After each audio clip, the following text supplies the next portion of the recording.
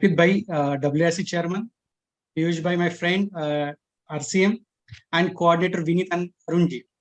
First of all, very thank to WRC team and Arpit Bhai and all WRC team for giving me an opportunity to speak on the topic of RERA.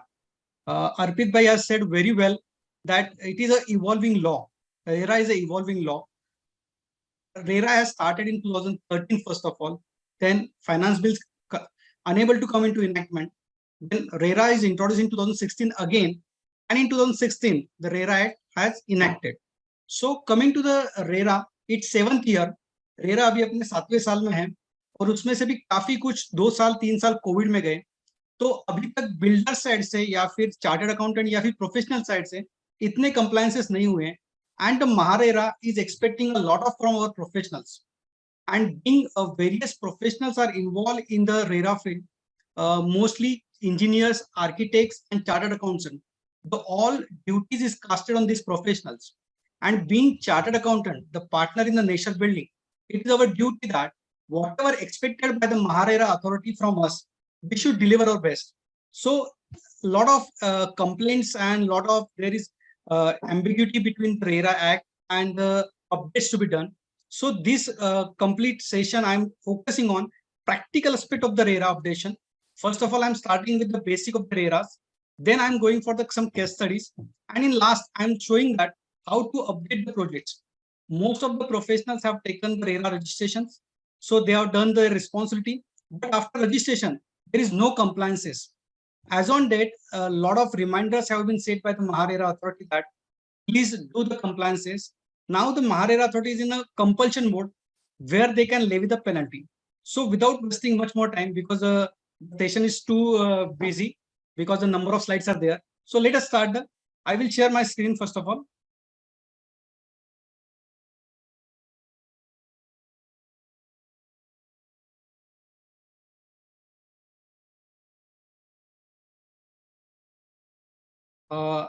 Piyush भाई screen दिख रही है? Yes sir, screen is visible. Okay. जैसे मैंने बताया कि 2016 में RERA act आया था, तो उसमें के काफी कुछ सेक्शन 1/5 2016 से लागू हो गए थे और फुल फ्लेज एक्ट जो है वो 2017 से लगा. सो सबसे पहले हमें समझने की जरूरत है कि रेरा एक्ट क्यों आया है. बिकॉज रियल एस्टेट ट्रांजेक्शन जो थे वो हाईली अनरेगुलेटेड थे. Because the builder is on upper side and the allot is on very in lower side. They are very not collective there. So there are a lot of issues between the builders and this. Builders promise कुछ करता था कि deliverable ऐसा होने वाला है, पर उस तरह से डिलीवरी नहीं देता था. प्रोजेक्ट शुरू होता था, कंप्लीशन डेट कंप्लीट नहीं होता था. So overall there is a very high time to regulate this real estate sector. और रेरा एक्ट ने जो एम्बिग्विटी थी रियल एस्टेट ट्रांजेक्शंस में, वो सब कम करते हुए काफी कुछ स्ट्रिंजेंट प्रोविजन लाई है, जहां पे rights of the allottee save हुए. So objectives of the RERA थे कि to regulate the real estate sector, to have a transparent and grievance system, to protect the right of the buyer. So overall अपन सबसे पहले देखने वाले कि RERA में जो प्रीवियस टाइम था कि भाई बिफोर रेरा इनैक्टमेंट क्या सिचुएशंस थी और अभी क्या है. Earlier to the RERA Act, there are number of acts governing the real estate transaction, but there is no specific authority where the buyer can go and make a complaint. So if in earlier situation buyer has to go complain, then there is only one mechanism, that is civil suit. और civil suit को काफी कुछ time लग जाता था completion में. So the buyer do not get his interest. So in the RERA Act, the first point is come is that the project made compulsory registration. There are subject to 2 conditions. अगर वो 2 conditions meet होती है तो registration compulsory है. Then the major point is that the buyer is not having the right to see the documents. So in RERA, everything is a web portal. All document has to be submitted on the registration portal. Then all documents are scrutinized, and then the registration certificate is granted. So any buyer who want to see that whether project is registered or not, what are the built-up areas, what are the apartments available, everything information is available. Even when project is going to complete, that information is also available in the RERA. Earlier, before RERA Act, there was a ambiguity that the siphoning of the fund, meaning that the builders come with the project, he collects the money, then he do not construct from the building from that money, he invests that particular fund to the other projects. To cater this problem, the RERA had come with the RERA designated bank account. RERA designated bank account के बारे में आपको detail में बताने वाला हूँ, because the whole RERA Act is based on this RERA designated bank account. तो RERA designated bank account किस तरह से ओपन होना चाहिए, उसमें ऑपरेशन किस तरह से होना चाहिए, विड्रॉवल किस तरह से अलाउड है, ये सब कुछ पूरा थीम लाइन RERA का जो है RERA designated bank accounts में है. जिस तरह से बताया कि यूथ अभी इन्वॉल्वमेंट ऑफ प्रोफेशनल्स, तो RERA ने कंप्लीट रिस्पॉन्सिबिलिटी जो कास्ट करी गई है वो प्रोफेशनल्स पे करी गई है. So the builder and the allottee and the professional has to certify each and every document. 3 professionals are involved in this majorly. First one is the architect who certify the physical progress of the project. Second one is the engineer who certify the cost of the expenditure, and the CA कि किस तरह से project हो रहा है, जो withdrawals हो रहे हैं वो प्रॉपर हो रहे नहीं हो रहे, जो डिपॉजिट होना चाहिए, कलेक्शन होना चाहिए, बुक्स ऑफ अकाउंट में प्रॉपर अकाउंटिंग हो रही नहीं हो रही. So this 3 professionals and the builder has to comply all these professionals. जो सर्टिफिकेट्स लेने हैं, तो प्रमोटर को 3 सर्टिफिकेट लेने हैं, उसी के बाद वो अकाउंट में से विड्रॉ कर सकता है. Before the RERA enactment, there is a one concept like called as sellable. जब बायर कोई पर्टिकुलर फ्लैट लेने जाता था, तो उसे बताया जाता था कि this flat will be just like this 1000 square feet, 1200 square feet. But when actually he get the physical possession of the flat, at that time the flat is of around 700 to 800 square feet. So the concept of called as loading. So earlier to the RERA, there is a concept called sellable area, and the promoters are at their own mercy whatever they want to load. For example, carpet is 800.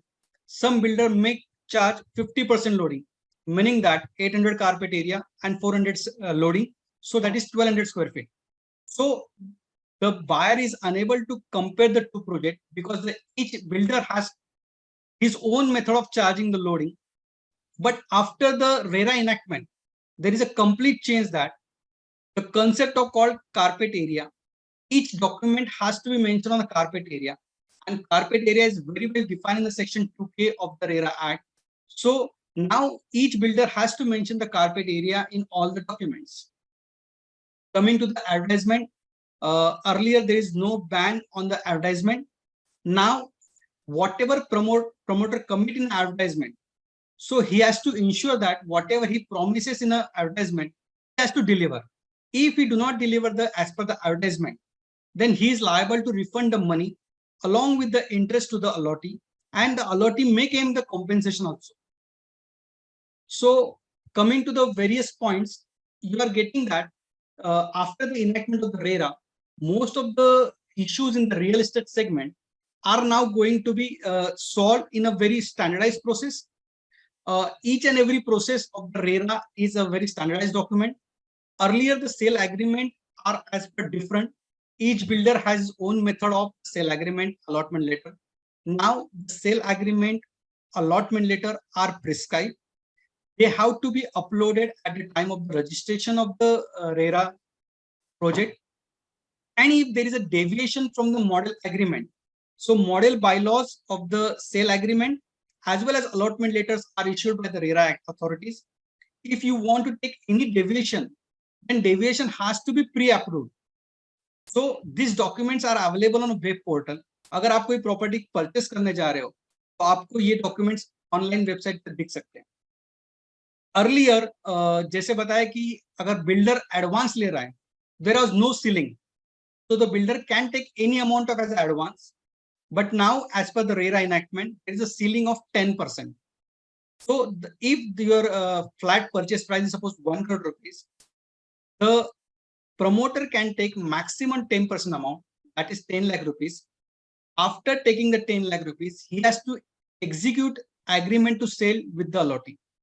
So now, if any promoter has to take any advance about 10%, he has to execute the agreement to sell in a prescribed format.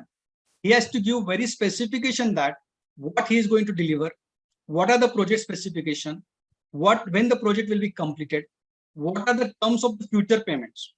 So agreement to sell is in very specified formats. Again, to regulate the complete compliances of the RERA Act, the RERA authorities has given various updates. that the promoter has to update the project on a timely basis. Our major thrust of this particular session will be on updates, how to do the updates, what are the various updates, how to update on the site. So I have tried my best to take the screenshot of the actual uploading site where you can view how to upload the particular details. Then formation of the association of the allotee. So it is a duty casted on the promoter that he has to make the association of allotee. When 51% of the allotee have been issued flat, then he is under the compulsion that he should form an association of the allotee. Coming to the timely delivery, if the projects are not completed on the time, then the RERA authority may compel that revocation of registration. First of all, they will give the opportunity to the promoter to give the extension application, give the grounds. If in an extended time, if the project is not completed, then the RERA authority may come inside that and revoke the project and take the charge of the particular project. Then earlier to the RERA, after the handover of the project, the promoter is not doing any rectification in the structural part of the building. But as per the RERA section 14.3, the promoter has to do a structural defect repair within 30 days of the intimation by the allotee within the 5 years after the possession.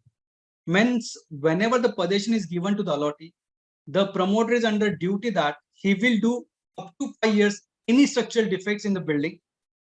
Then everything, the major thrust of the RERA is completely on a web portal basis. So everything on the web portal.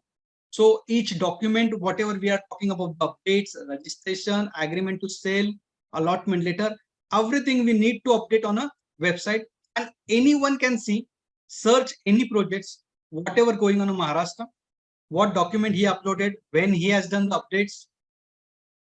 And the last one is obtaining completion and occupancy certificate. Again, the duty is casted on the promoter. पहले बहुत सारे promoters ने जब flats बेच दिए हैं, उन्होंने उस project के completion लिए नहीं है. Till date, the many projects are there where the completion is not obtained. Now it is duty of the promoter that he has to obtain the completion, and then only he can execute the sale deed.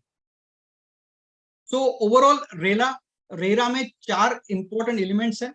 One is promoter, that is called as builder or developer. Allotee means the buyer, and the brokers, now it is called as real estate agents, and the fourth one is real estate authority.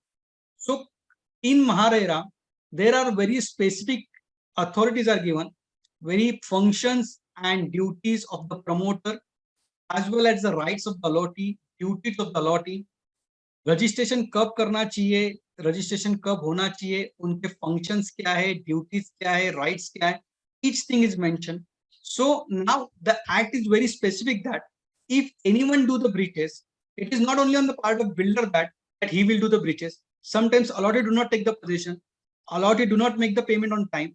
So now the act is very specific that anyone do the default, then there is the compliance process, and then there is a penalties. The major part of the RERA is that penalties are so heavier that we cannot afford to do the penalties, because all penalties are linked with the cost of the projects. In my next slide, I have given that the penalties kis tarah se. So now it is very high time that being a professional or like a chartered accountants, we are very well managed. So we need to manage other professionals also, because architects and engineers are very through in their, they are very technical in their side, but to do all this compliance, they do not have the mechanism. So being a chartered accountant, it is an opportunity for us that from the start to end, we know the figures, we know the financial, we know the compliances part very well, we know the management of the other persons. So being a chartered accountant is now a very professional opportunity for all of us to engage into RERA practice in real estate transaction and to do the RERA practice. Now, before going to the updates, I am covering 3 parts. One is advertisement, one is RERA designated bank account, because everything is linked to this, and the third one is RERA registration. So advertisement, there is an amendment with effect from 1st August 23. तो RERA में 1 अगस्त 2023 से amendment आई है कि that QR code is to be mention.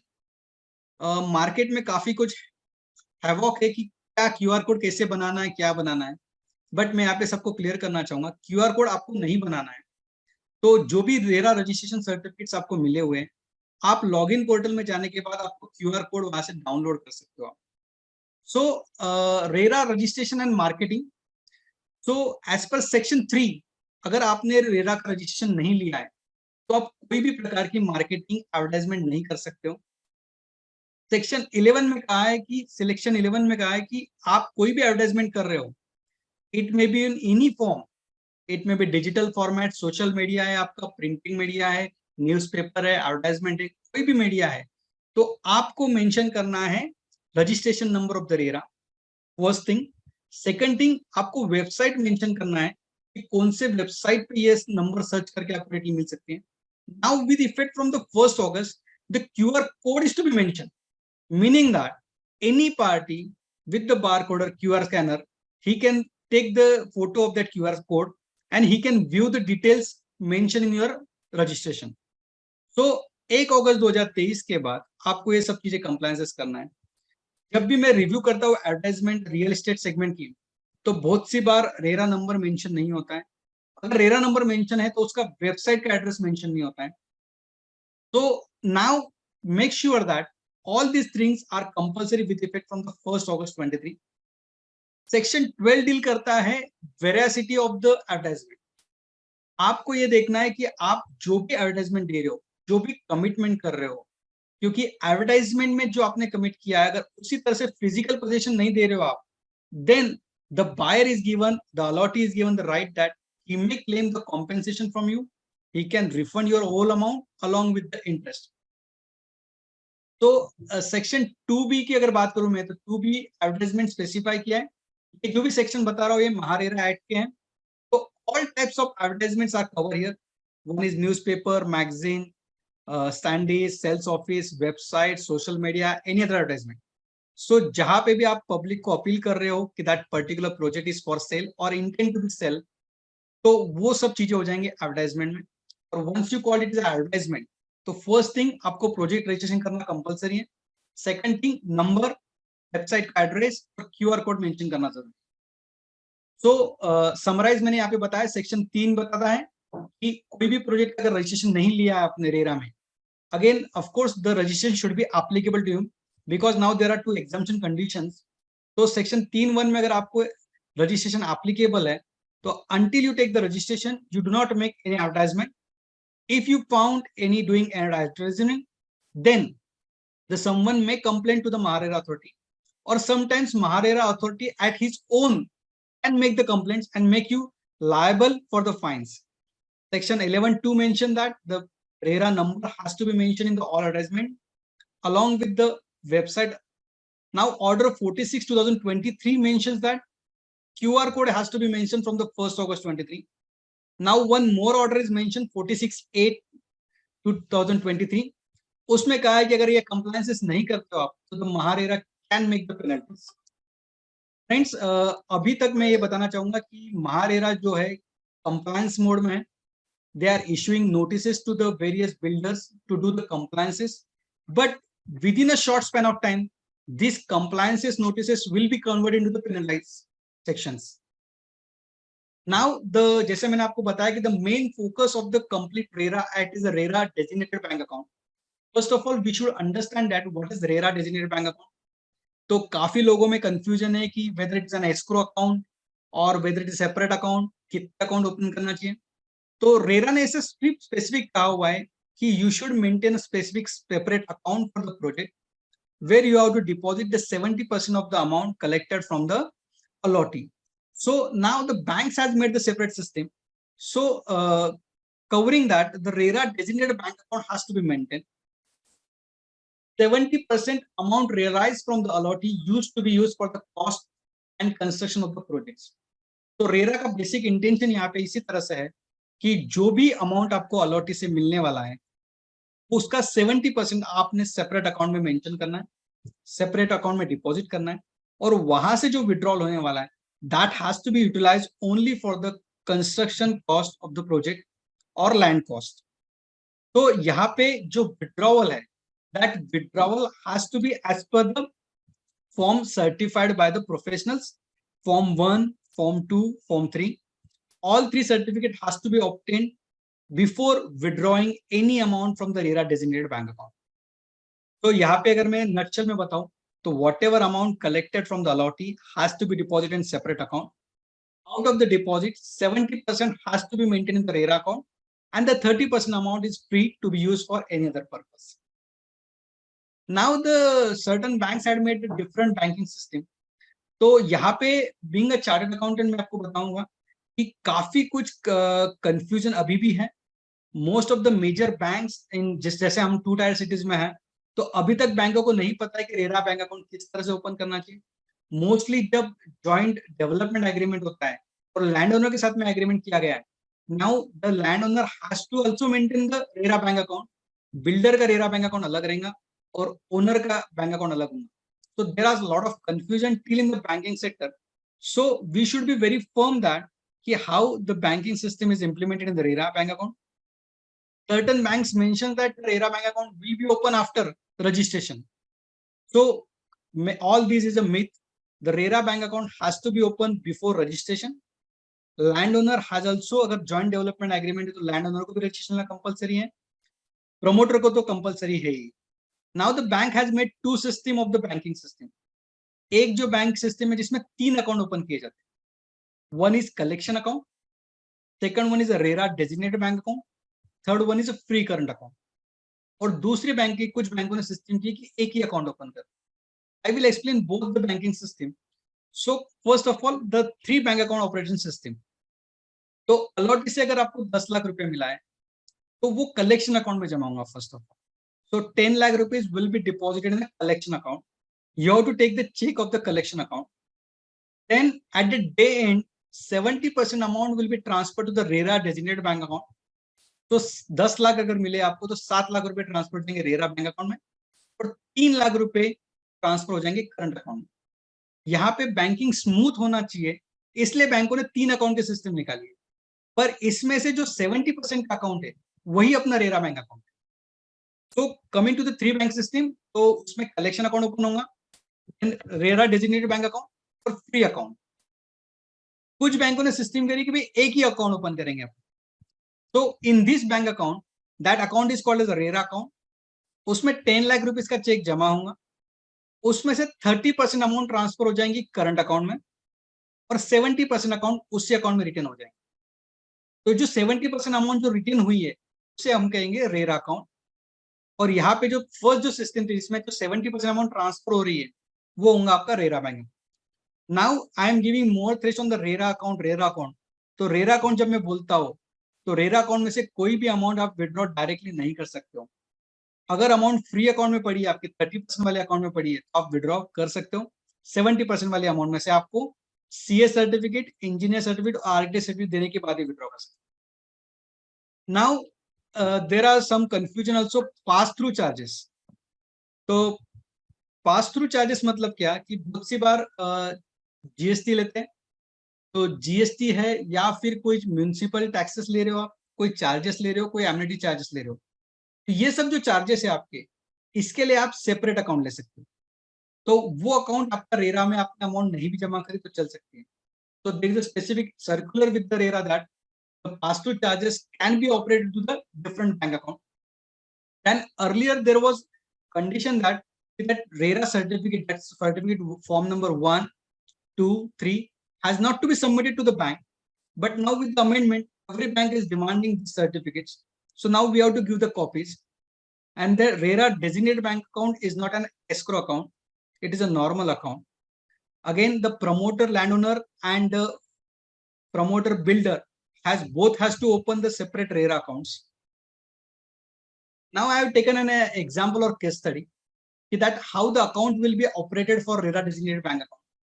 Suppose the cost incurred is 40 crore rupees.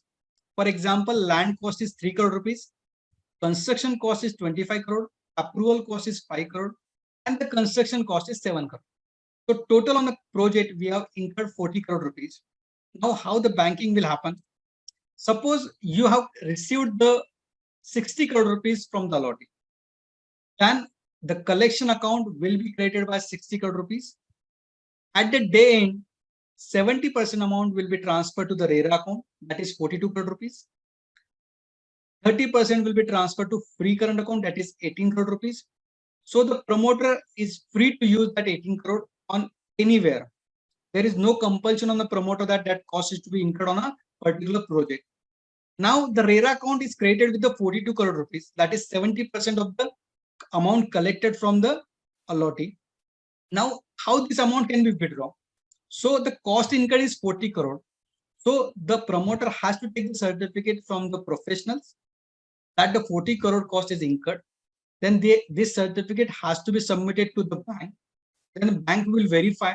And at the same time, this certificate has to be uploaded on the website of the MahaRERA. So after submission of this 40 crore certificate, the promoter can withdraw the 40 crore. Now, the collection in the RERA designated account is 42 crore. Withdrawal is 40 crore. Now 2 crore is balance. So most of the builders complains me that we need to withdraw this 2 crore also.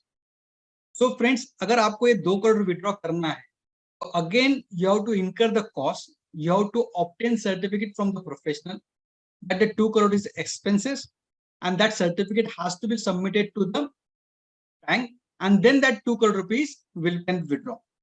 Until you submit this 2 crore rupees certificate to the bank, that 2 crore rupees will be blocked.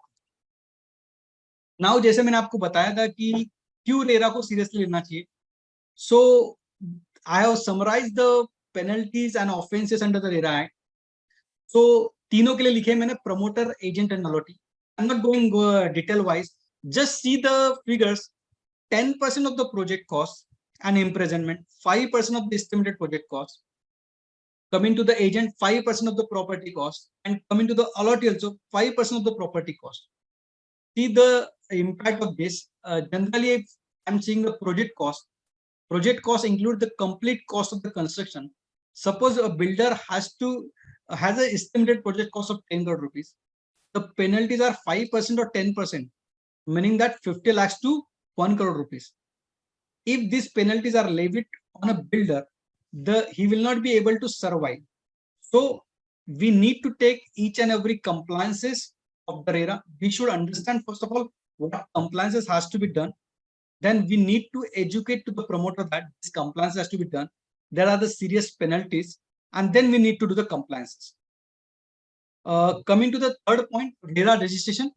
So there are confusion before June 2023 RERA registration कब लागू है. तो RERA registration की अगर बात करूं मैं, तो सेक्शन में 2 पॉइंट्स लिखे हुए थे कि the area of the land does not exceed 500 square metre, and the second one is number of apartment does not exceed 8, including all phases. Before June 2023, so there is a confusion that कि these conditions are both together or इसमें से अगर कोई भी एक condition cross हो जाती है तो अपने को रजिस्ट्रेशन लेना कंपलसरी है या नहीं है. So coming to the various debates, क्योंकि जब भी एक्ट आया था तब भी एक्ट का इंटेंशन यही था कि दोनों कंडीशन जब हुए तभी रजिस्ट्रेशन लेना चाहिए. बट महारेरा ने बीच में एफएक्यू इशू किया था. तो एफएक्यू में की वजह से कि दोनों में से अगर एक कंडीशन भी आपको सेटिस्फाई हो जाती है तो आपको रजिस्ट्रेशन लेना कंपलसरी है. Then coming to the sub register, जहां पे सेल डीड रजिस्टर होती है, they have also taken the standard कि दोनों में से अगर एक कंडीशन सेटिस्फाई होती है तो आपको रजिस्ट्रेशन लेना कंपलसरी है. So this continued for 1 year or 2 years.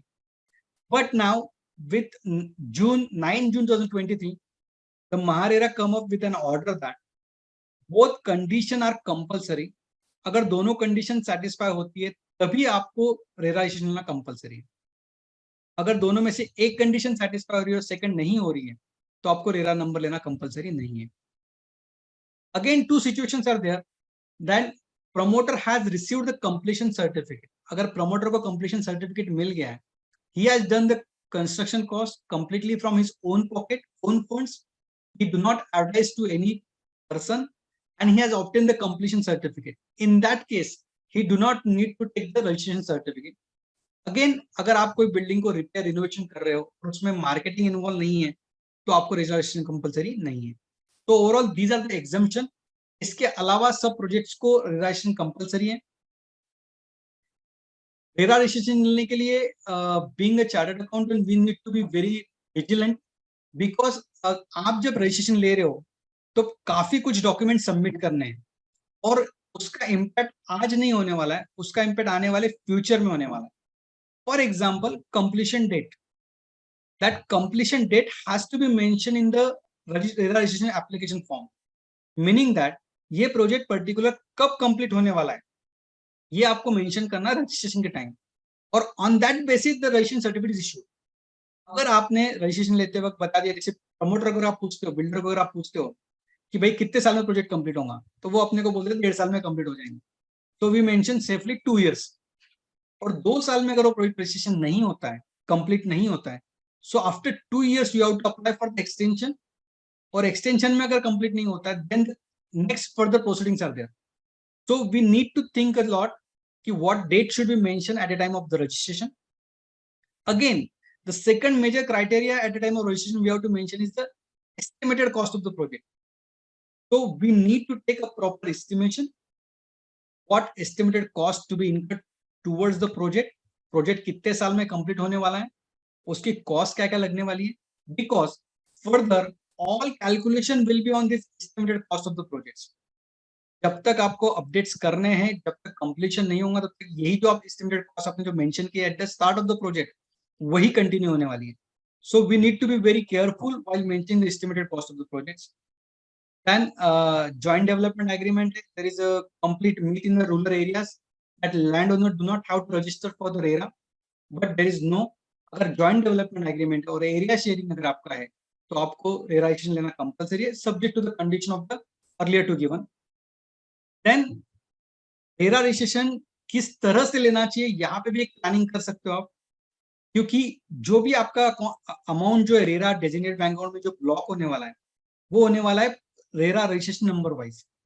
तो यहाँ पे आपको प्लानिंग एलिमेंट काफी कुछ अवेलेबल है कि रेरा रजिस्ट्रेशन कब लेना चाहिए, किस तरह से लेना चाहिए.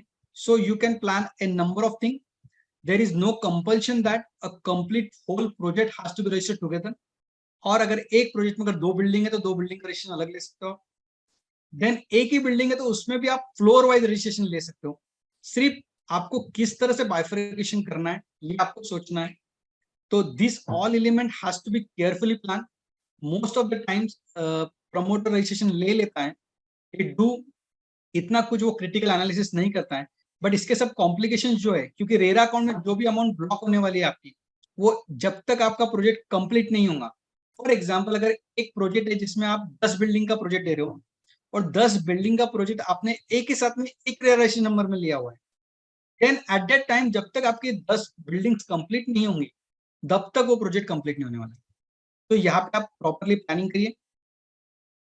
सो 9 जून की जो कंडीशन थी मैंने समराइज करी हुई है कि कब रजिस्ट्रेशन लगेगा. So earlier there was a confusion, but now there is a very clarity. Circular 25A/23 dated 9 June 23 that RERA registration कब कंपलसरी है. तो एक ही सिचुएशन में रेरा रजिस्ट्रेशन कंपलसरी है. लैंड अगर 500 के नीचे है तो कंप्लीट एग्जम्पशन है, लैंड 500 के हैं तो भी एग्जम्पशन है, लैंड अगर 500 स्क्वायर मीटर के ऊपर है और आपके नंबर ऑफ यूनिट 8 के ऊपर है, तो ही आपको रेरा रजिस्ट्रेशन नंबर कंपलसरी है. तो यहाँ पे मैंने कुछ नोटिंग्स करी है, ये सब कुछ वेबसाइट्स पे ली हुई है, ऑनलाइन न्यूज चैनल्स पे से है. तो आप देख सक रहे होंगे कि काफी कुछ इंटीमेशन है, हर दिन कुछ ना कुछ महारेरा न्यूज़पेपर में पब्लिश कर रहे हैं that there are number of builders who are not complying. Now new QR code is there. Maharera has issued notices. February में काफी developers और builders को notice आई थी, but till that the compliance level to these notices are very poor. Registration काफी लोगों ने ले लिए हैं, but उसके आगे कुछ compliances नहीं करे हुए. So now it is very high time to understand the all compliances, expectation of the Maharera, then understanding of the various updates to be done, and that we need to educate the promoter that we need to comply all this, because till that promoter जो middle class promoters है, जो tyre 2 tyre 3 cities में है, वो अभी तक उस mood में नहीं है कि that RERA is so much serious. So now coming to the main part, updates by the builders and the developer. So update की अगर बात करूं मैं, तो पुराना ऑर्डर था 18/2021 डेटेड 28 जुलाई 21. तो ये ऑर्डर्स में काफी कुछ कंप्लायंसेस पहले से मेंशन किए थे महारेरा ने. Most of the compliances has to be done on a quarterly basis. but now they substituted a new order. Order number is 33/22, dated 5th July. So जो compliances जो थे उसको अलग अलग कैटेगरीज में करे उन्होंने. पहले most of the compliances on quarterly basis. Now the Maharera come up with a very systematic analysis of the which compliances has to be done. कौन सा कंप्लायंस रेगुलर अपडेट में होना चाहिए, कौन सा क्वार्टरली होना चाहिए, कौन सा एनुअली होना चाहिए और कौन सा कंप्लीशन के बाद होना चाहिए, कौन सा कंप्लीशन के टाइम पे होना चाहिए और कौन सा कंप्लीशन के बाद होना चाहिए. So now coming to the compliances, now whatever order is 33/22 is applicable. अभी इसके आगे आपको 5 जुलाई 2022 के बाद यही ऑर्डर एप्लीकेबल है. Now I have classified the order as per the order 33 कि कौन कौन से ऑर्डर्स हैं, कौन कौन से अपडेट्स करना है. The first update is quarterly update. तो क्वार्टरली अपडेट मतलब जो क्वार्टर अपना फाइनेंशियल क्वार्टर होगा अप्रैल टू जून, इसका कंप्लायंसेस आपको 20 जुलाई तक करना है. देन सेकंड कंप्लायंसेस जो है वो आपके सेकंड क्वार्टर के तो 20 सितंबर तक करना है. ऑलरेडी अपन सब इनकम टैक्स सीजन में थे, already we have missed the first season. जो फर्स्ट क्वार्टर के कंप्लायंसेस होंगे वो भी पेंडिंग होंगे. और अगर मैं यहाँ पे सबको सजेशन देना चाहूंगा, अगर आपके प्रोजेक्ट के अगर स्टार्ट से अगर कंप्लायंसेस नहीं हुए होंगे तो please do the compliances for each and every quarter, because till that the RERA is accepting all updates. Then second one is update at the time of the withdrawal from the RERA bank account. आपको RERA bank account में से अगर कोई भी amount withdraw करनी है तो कौन से अपडेट्स करना चाहिए, जो पहले भी मेंशन किए मैंने, form number 1, form number 2, form number 3. These are the professional certificates.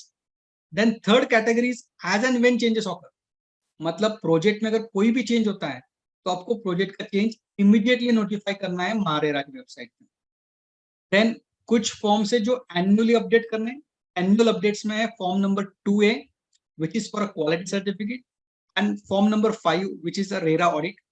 इसमें से फॉर्म नंबर 3 जो बताना है मैंने आपको बताया, और form number 5 this has to be certified by chartered accountants. Then certain compliances are to be done on a completion of the projects. आज महारेरा की वेबसाइट अगर देखें आप तो काफी कुछ प्रोजेक्ट्स पेंडिंग दिख रहे हैं. Even though the projects are completed, पूरा सेल आउट हो चुका है, कंप्लीशन आ चुका है, बट फिर भी पेंडिंग दिख रहे हैं. तो पेंडिंग इसलिए दिख रहे हैं, once the project is registered, जब तक आप प्रोजेक्ट महारेरा के वेबसाइट पे कंप्लीट नहीं करेंगे, और MahaRERA has their own mechanism of the completion, there to be submitted form number 4 of the architect certificate along with the completion certificate or occupancy certificate issued by the competent authority. Both has to be updated on the Maharera website, and then only the project will be completed. So now all these projects in the labs category. तो महारेरा बार बार instruction देते रहते कि these are the number of labs projects. आप आज भी अगर महारेरा की website पे जा सकते हो तो जाके देखिए, काफी कुछ प्रोजेक्ट्स लैब्स में दिखेंगे. तो नाउ मेक श्योर दैट अगर प्रोजेक्ट कंप्लीट हो चुका है तो उसका कंप्लीशन प्रोसीजर पूरी करिए. And the last one is after completion of the project. Project complete होने के बाद भी कौन सा कंप्लायंसेस करना है. सो ओवरऑल रेरा अपडेट में 6 कैटेगरीज करी है. मैं यहाँ पे समराइज बताया है, मैं अभी एक एक कैटेगरी के जो कंप्लायंसेस वो डिटेल में बताने वाला हूँ. First of all I will explain the updates to be done.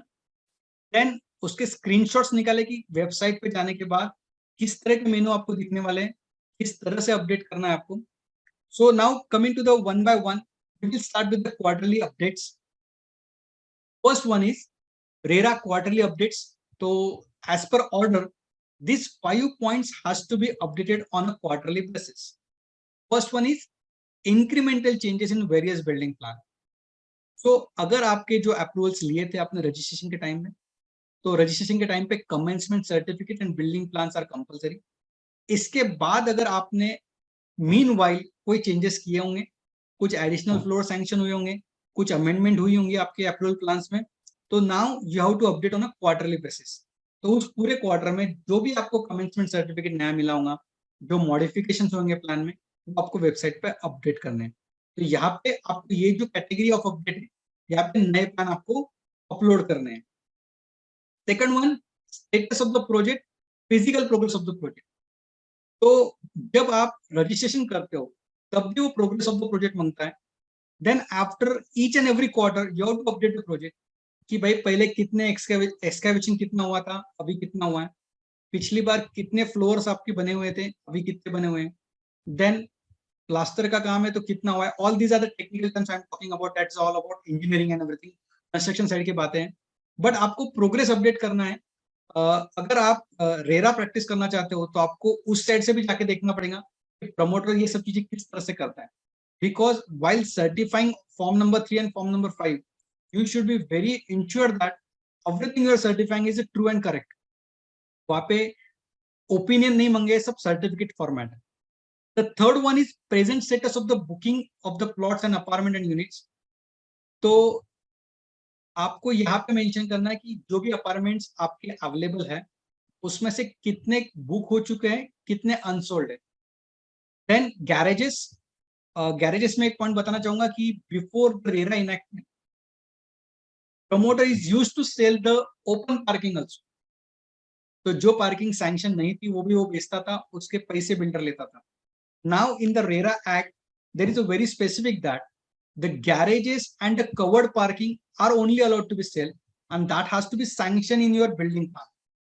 Now garages and covered parking means ऊपर से छत होना चाहिए और साइड से पूरा बांधकाम होना चाहिए। अगर आपका ओपन पार्किंग है तो that you can not be sale. Then अगर आपने पिछले क्वार्टर में अगर कोई भी विड्रॉवल नहीं किया हुआ, now withdrawal meaning that RERA bank account में कोई अमाउंट विड्रॉ नहीं करी होगी, then you have to submit the self certificate. Self certificate मतलब प्रमोटर का सर्टिफिकेट आपको सबमिट करना है कि दैट पर्टिकुलर रेरा अकाउंट में से हमने कोई अमाउंट विड्रॉ नहीं करी है और इस पर्टिकुलर क्वार्टर में इतनी अमाउंट हमने डिपॉजिट की। So as per the order this 5 has to be mention: building plans, physical progress of the projects, booking of the apartments, booking of the garage, and self-certification. Now we will go how to upload this.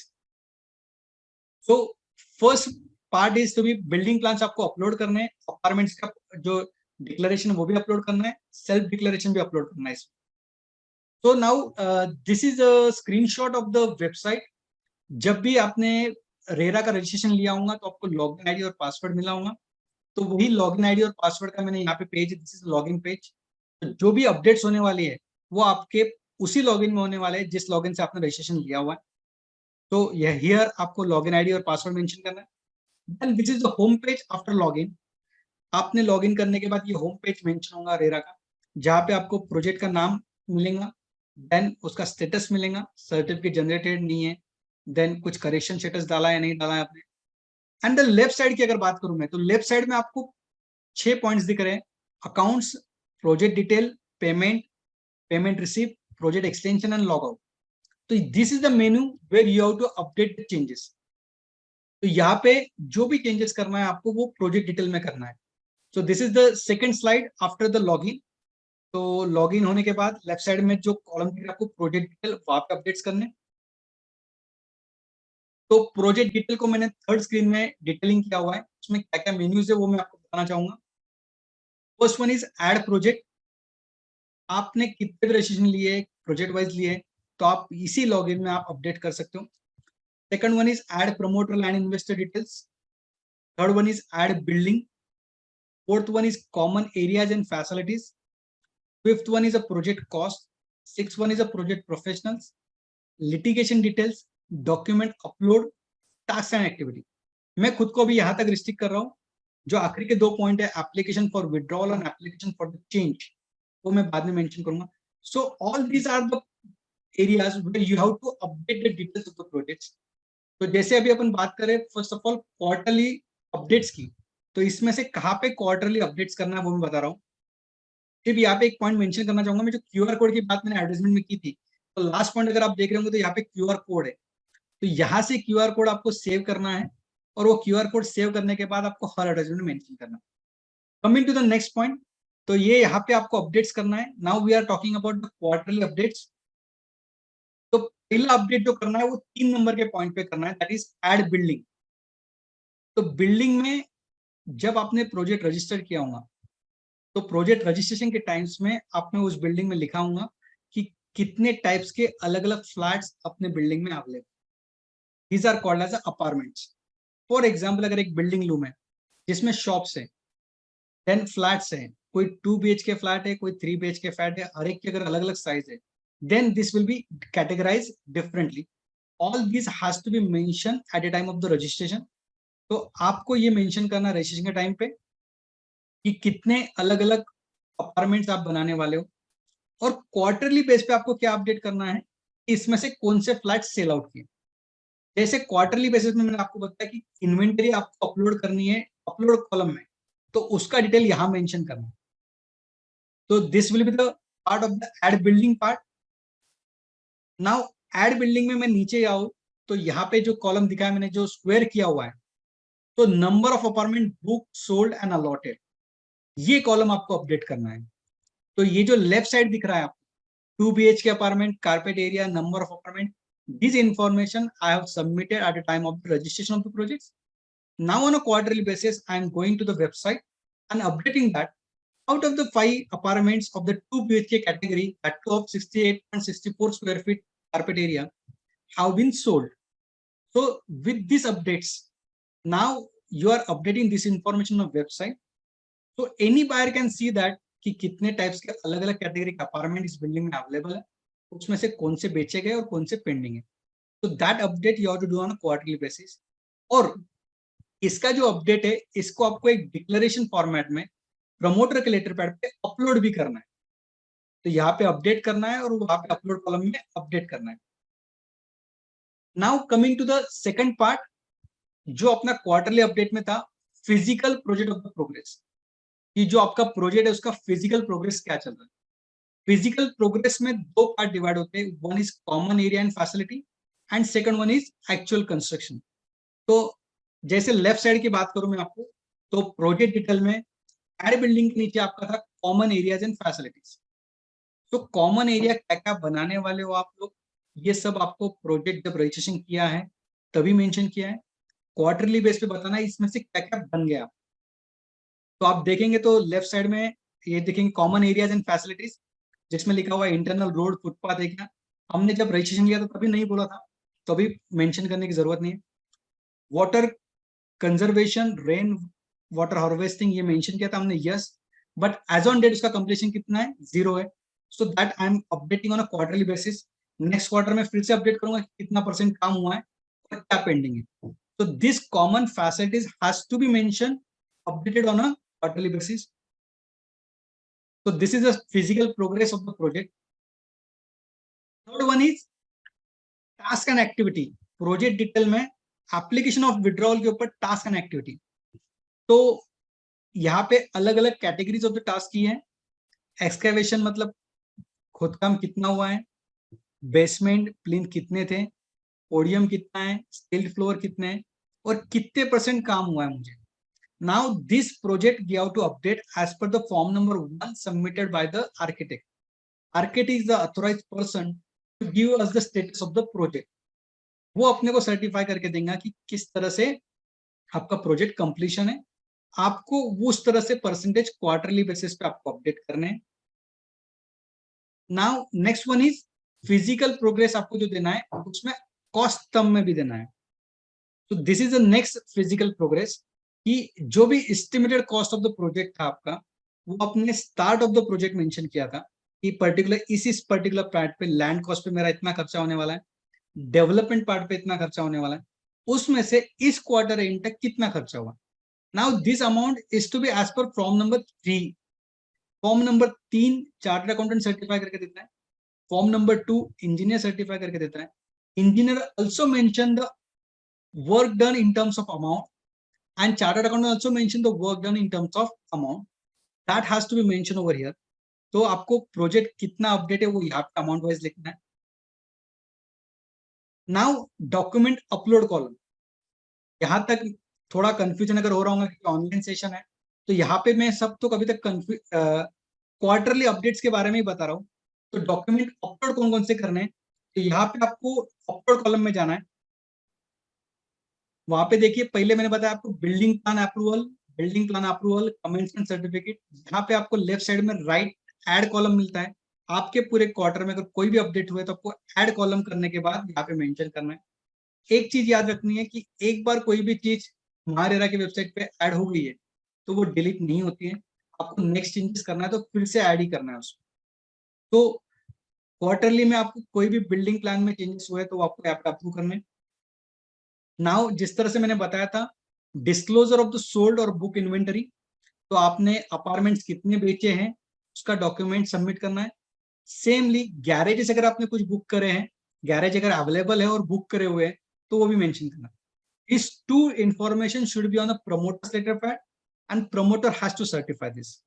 तो friends यहां तक मैं जो भी बताया आपको quarterly updates बताएं। सो एक काम कर रहा हूं, मैं फिर से क्वार्टरली अपडेट के पेज पे लेके जा रहा हूं आपको।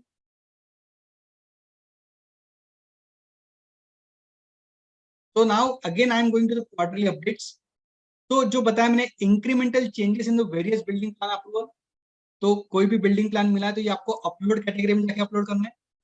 Physical progress of the project, ये आपको मेंशन करना है कॉलम्स में जाके, जो इन्फॉर्मेशन आपने रजिस्ट्रेशन के टाइम सबमिट की थी। इसमें 3 कैटेगरीज कवर करनी है। One is common areas and amenities, registration के टाइम आपने क्या सबमिट किया था और क्वार्टर में क्या अपडेट हुआ है। Second one is physical progress कितना है, कितने परसेंटेज टर्म में कंप्लीट है, वो आपको मेंशन करना है फॉर्म 1 से आर्किटेक्ट सर्टिफिकेट पे से। और तीसरा बताया मैंने आपको कि अमाउंट टर्म्स में करना है। जब आपने प्रोजेक्ट रजिस्टर्ड किया था तब आपने कितनी एस्टिमेटेड अमाउंट बताई थी और एक्चुअल अभी कितने रुपए हुई है। This information can be taken from the CS certificate, that is form number 3। Now coming to the two parts, booking plots and apartment and garages. इसमें 2 चीजें करनी है आपको। एक चीज करनी है, जो अपार्टमेंट सोल्ड आउट हो चुके हैं वो आपको अपडेट कर देने हैं वेबसाइट पे डाटा में जाके, और डिक्लेरेशन भी आपको अपलोड करना है, प्रमोटर का सेल्फ डिक्लेरेशन। और अगर आपने पूरे क्वार्टर में अगर कोई भी विड्रॉल नहीं किया तो ये जो इन्फॉर्मेशन, आखिरी जो इन्फॉर्मेशन है, ये भी प्रमोटर के लेटर पैड पे करनी है। ये आपको अदर्स कॉलम में जाके अपडेट करनी है। तो friends, hope so I am very much clear about the RERA quarterly updates. Now we are moving to the next part.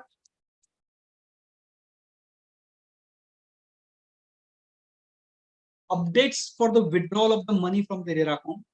ये इंपॉर्टेंट है कि कौन से अपडेट्स आपको रेरा अकाउंट में से विड्रॉ करने।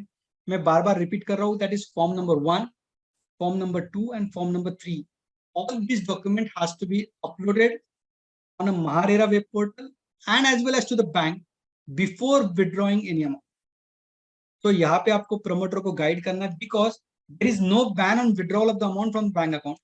बट अगर ये सर्टिफिकेट सबमिशन के बिना अगर हमने अमाउंट विड्रॉ करी है, then that will become a qualification and that will be adverse on a project cost.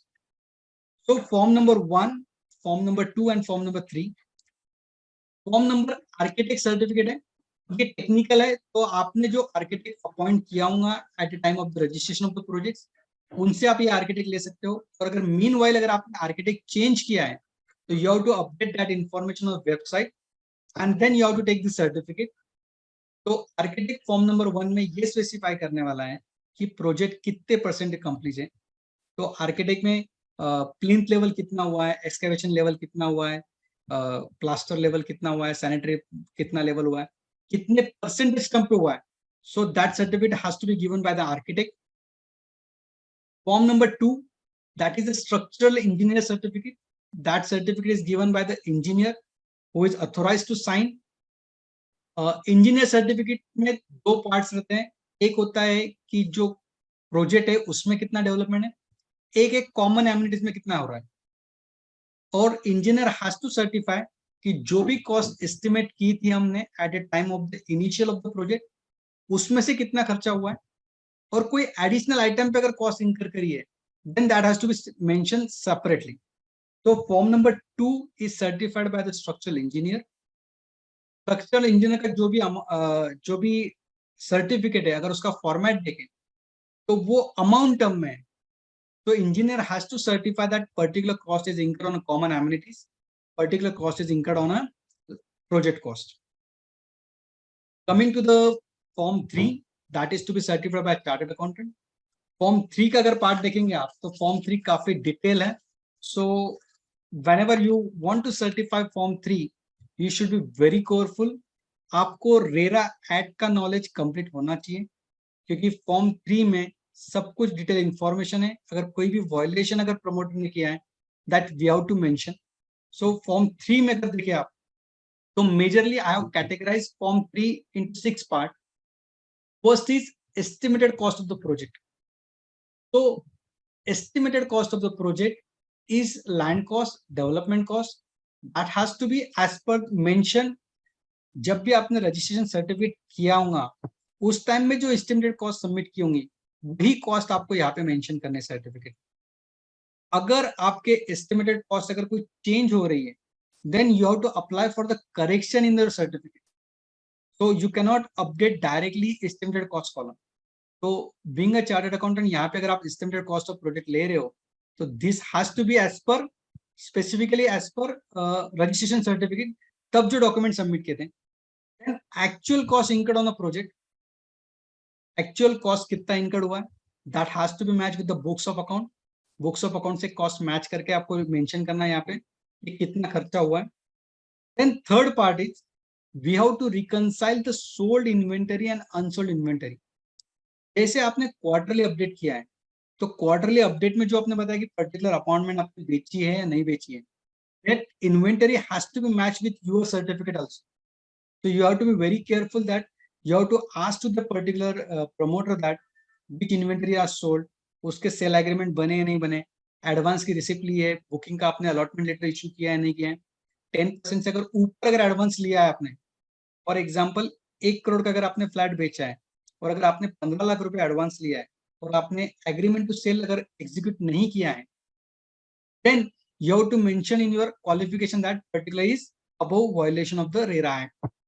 तो sold inventory आपको यहाँ पे mention करनी है। I'm not focusing on the form 3 very specifically because we need to check the updates over here, but एक idea होना चाहिए कि फॉर्म 3 किस तरह से है वो बता रहा हूँ आपको मैं। देन अनसोल्ड इन्वेंटरी भी आपको टैली करनी है। तो सोल्ड इन्वेंटरी और अनसोल्ड इन्वेंटरी यहाँ पे इनका लॉजिक इस तरह से है कि that they have to verify that कि उस प्रोजेक्ट से रेवेन्यू कितना जनरेट होने वाला है। तो सोल्ड इन्वेंटरी कितना पैसा बैंक में आ चुका है, कितना आने वाला है वो सर्टिफिकेट में मेंशन करना है। और अनसोल्ड इन्वेंटरी जो है वहां पे ये चेक करने वाले हैं कि जो गवर्नमेंट रेट से, गवर्नमेंट स्टैम्प ड्यूटी के वैल्यूएशन के रेट से, उस रेट से आपको मल्टीप्लाई करके यहाँ पे सर्टिफाई करना। तो see that what is expected from a chartered accountant over here. यहाँ पे हमसे एक्सपेक्टेशन है कि we should verify that what are the government valuation rate, IGR के ऑफिस के जो पर्टिकुलर फ्लैट के रेट्स कितने हैं, ऑफिस का रेट कितना है, शॉप का रेट कितना है, फ्लैट का रेट कितना है, अपना कारपेट एरिया कितना है, मल्टीप्लीकेशन करके उसका वैल्यू कितना होने वाला है। That we have to mention in this form number 3 certificate. So both will show that कि कितनी अमाउंट आपको मिलने वाली है और कितना गवर्नमेंट वैल्यूएशन से सेल होने वाला है। देन आपको डी कॉलम में कंपैरिजन करना है कि जो फ्यूचर कॉस्ट होने वाली है आपको कितना पैसा मिलने वाला है और कितना खर्चा होने वाला है, whether these are matching or not matching. Then next one is RERA bank account में ओपनिंग बैलेंस कितना था, डिपॉजिट कितना हुआ, विड्रॉ कितना हुआ। And the last one we have to reconcile आपने पैसा कहाँ से लाया, टोटल आपका एस्टिमेटेड कॉस्ट ऑफ प्रोजेक्ट कितना था, खर्चा कितना हुआ है, उसमें से प्रमोटर ने कितना डाला है, बोरोइंग कितनी करी है, बोरोइंग में भी बैंक बोरोइंग कितनी है, अनसिक्योर्ड बोरोइंग कितनी है, अलॉटी से कितना पैसा लिया है और क्या future projection. All this we have to certify on a quarterly basis और जब भी आपको विड्रॉ करना है पैसा, so you have to be very handy, आपको प्रोजेक्ट का पूरा इंफॉर्मेशन आपके पास चाहिए। then each and every sell agreement you should have, allottee से कितना पैसा आ रहा है, कितना बैंक में जमा हो रहा है, कितना विड्रॉ हो रहा है। बिकॉज अगर जो भी अमाउंट अलॉटी से कलेक्ट हुई है 70% अकाउंट अगर रेरा अकाउंट में नहीं है, so this is a big violation। और अगर आपने क्वालिफिकेशन नहीं दिया है तो whole responsibility of that particular account will be on you. तो दिस इज वन एग्जांपल कि भाई उसका वर्किंग किस तरह से होने वाला है, क्योंकि ये सर्टिफिकेट पे ये डिसाइड होगा। जो मैं आज तक बोलते आ रहा हूँ कि रेरा बैंक अकाउंट में आपको 70% अमाउंट डिपॉजिट करना है, तो किस केस में वो 100% डिपॉजिट करना है। तो अगर आपका फ्यूचर रिसीवेबल दो पार्ट्स में आएगा, one sold inventory, sold inventory में से जो भी आपका सेल्स एग्रीमेंट की वैल्यू है जितना आ गया है, और जो बैलेंस अमाउंट, तो balance amount will be actual. Unsold inventory जो है उसका आपको गवर्नमेंट वैल्यूएशन से रेट लेना है, तो कितना अमाउंट आने वाला है, this is called as future receivable minus balance cost to be incurred. Suppose आपको एस्टिमेटेड कॉस्ट आपका 2 करोड़ रुपए था और उसमें से 40 लाख रुपए खर्चा हो चुका है अभी तक आपका सर्टिफिकेट के हिसाब से, तो 1,60,000 has to be 1 crore 60 lakh to be incurred. अगर आपका रेवेन्यू इससे ज्यादा है आपको 70% अमाउंट रेरा अकाउंट में मेंटेन करना है। अगर अगर आपका कॉस्ट ज्यादा है, that you have to maintain 100%। Too much technical things है, but I have taken a one case study to explain this more.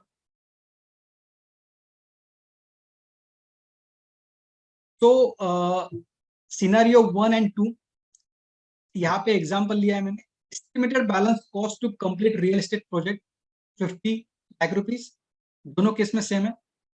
Then balance amount receivable from the sold apartment 25 lakh rupees, दोनों case में 25 लाख रुपए हैं।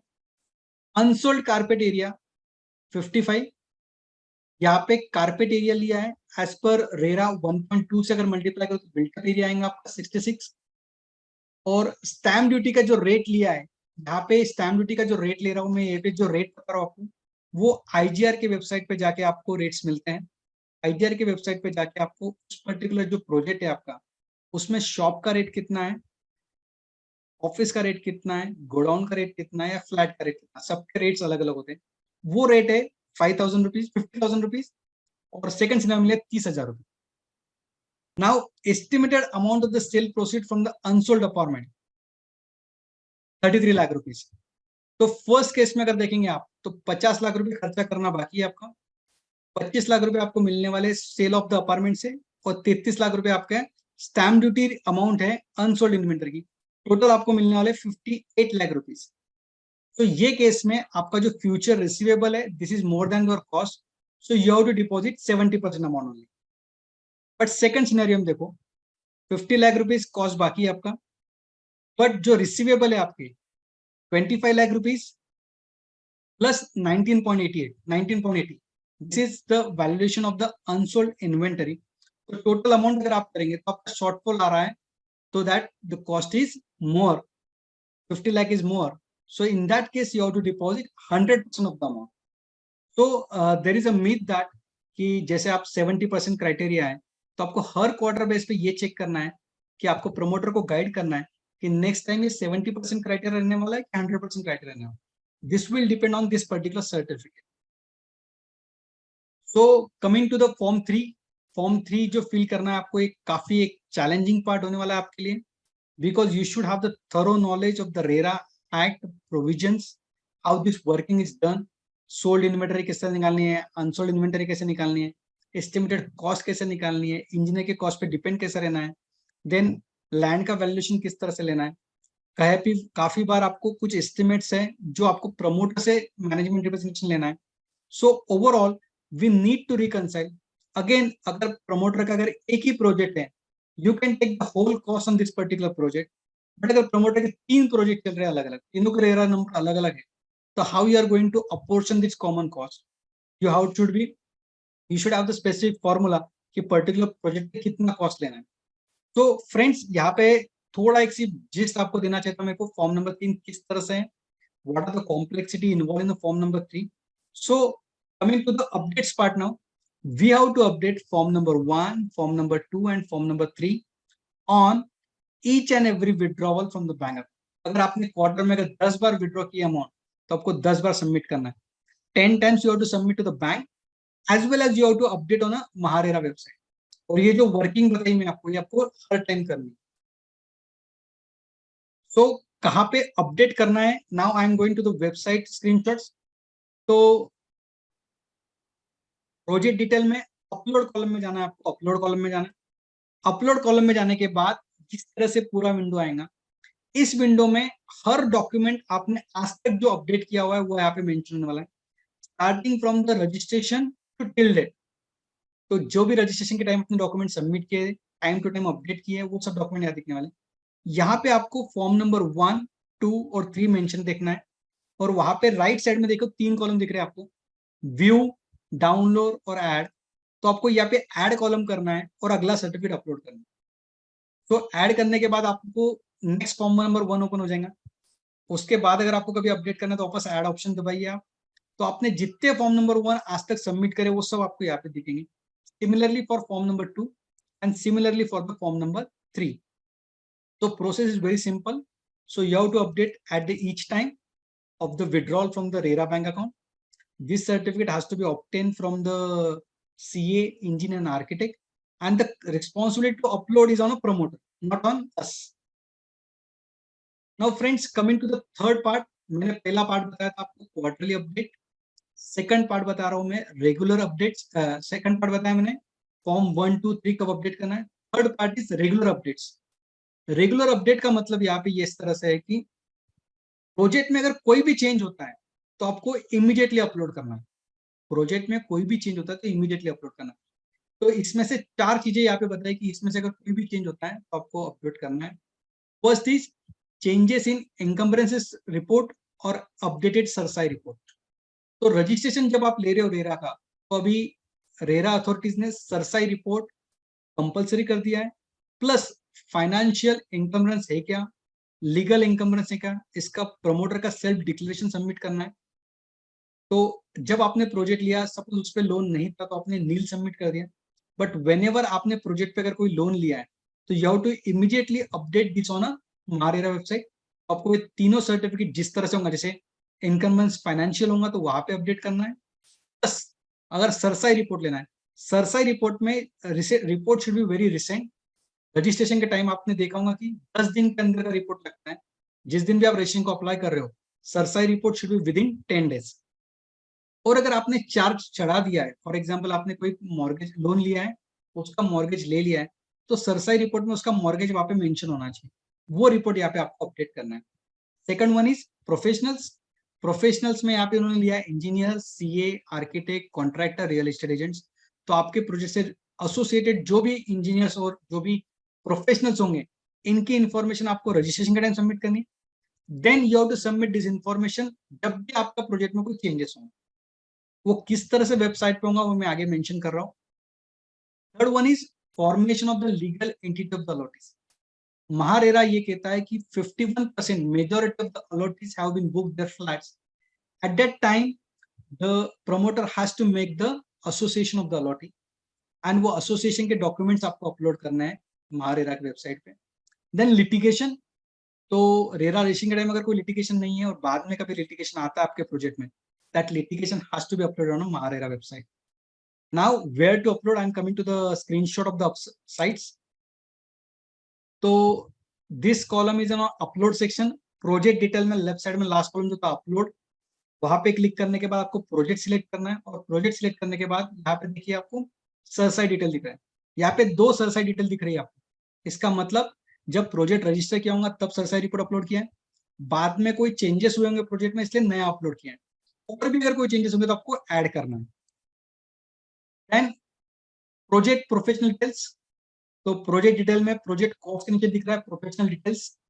तो यहाँ पे आपको left side right side में दिख रहे हैं contractor, architect, engineer, chartered accountant, professional. तो जो भी डॉक्यूमेंट आप अपलोड कर रहे हो तो वो प्रोफेशनल की इन्फॉर्मेशन यहाँ पे मेंशन कर दो। Most of the time what we observe that कि डॉक्यूमेंट्स ये कि अपलोड हो रहे हैं बट इस पर्टिकुलर इन्फॉर्मेशन में कोई अपडेशन नहीं दिख रहा है। तो फ्रेंड्स, आपको यहाँ पे देखने की जो डॉक्यूमेंट आप अपलोड कर रहे हो that is in upload section only. उसका प्रोजेक्ट इन्फॉर्मेशन जो लेफ्ट साइड है, ये जो कॉलम्स है, यहाँ पे भी आपको अपडेट करने हैं। देन अपलोड सेक्शन में फॉर्मेशन ऑफ लीगल एंटिटी। तो आपने जब अगर लीगल एंटिटी अगर बनाई है तो आपको यहाँ पे अपडेट करना है। तो यहाँ पे कॉलम दिख रहा है कि अभी ये प्रोजेक्ट में अपलोड नहीं हुआ है, ये ब्लैंक दिख रहा है, मतलब अभी तक एसोसिएशन बनाई नहीं है। Fourth one is litigation related to the project. तो लिटिगेशन अगर करना है तो ये लिटिगेशन अगर हुआ है तो यहाँ पे आपको अपडेट करना है। तो यहाँ पे जाने के बाद आपको प्रोजेक्ट डिटेल सिलेक्ट करना है। प्रोजेक्ट सिलेक्ट करने के बाद वो बताएंगे कि आपको जो प्रोजेक्ट इन्फॉर्मेशन थी बेसिक, वहां पे लिटिगेशन को आपने नो किया है, तो आपको प्रोजेक्ट इन्फॉर्मेशन के बेसिक में जाना पड़ेगा, वहां पे लिटिगेशन पे यस करना पड़ेगा, और फिर यहाँ पे आके आपको ये कॉलम भरना पड़ेगा। तो friends, these are the updates as and when to be done. यहाँ पे कोई फ्रीक्वेंसी नहीं बताई गई है इनके अपडेट्स के बारे में। तो जब भी कोई चेंज होता है तो आपको वेबसाइट पे पहले जाना है, अपडेट करना है, then you have to do it. Now coming to the annual updates. Now in the annual updates there are two updates. One is 2A, one is form 5U that has to be certified by CA. तो 2A जो है ये quality certificate है। So quality certificate has to be signed by the engineer or the site supervisor. इसको annual update नाम इसलिए दिया है मैंने because this has to be done once in a year. So 2A has to be submitted by 30th June by sites engineer और supervisor of particular educate graduate होना चाहिए, वो उसका एजुकेशन मिनिमम प्रिस्क्राइब किया है। It is about the assurance of the quality of the project. Form 5 जो है वो चार्टर्ड अकाउंटेंट सर्टिफाई करना है। द फॉर्म 5 और फॉर्म 3 की बात करूं मैं, तो form 5 has to be by statutory auditor, but there should be a distinction that form 3 जिसने साइन किया है वो फॉर्म 5 नहीं साइन कर सकता है। तो there should be 2 professional involve for a particular project. यहाँ पे आप देखेंगे तो महारेरा की सोच समझ में आ रही है। दे नीड दैट दो जो प्रोजेक्ट को कंटिन्यूस बेस पे रिव्यू कर रहा है उसने एनुअली वो रिव्यू नहीं करना चाहिए, एनुअली सिर्फ दूसरे सीए ने उसको रिव्यू करना चाहिए। इसके लिए ड्यू डेट है 30 जून। मेजॉरिटी प्रोजेक्ट्स में अभी तक ये एनुअल अपडेट्स अपलोड नहीं हुए। So friends, this updates has to be updated.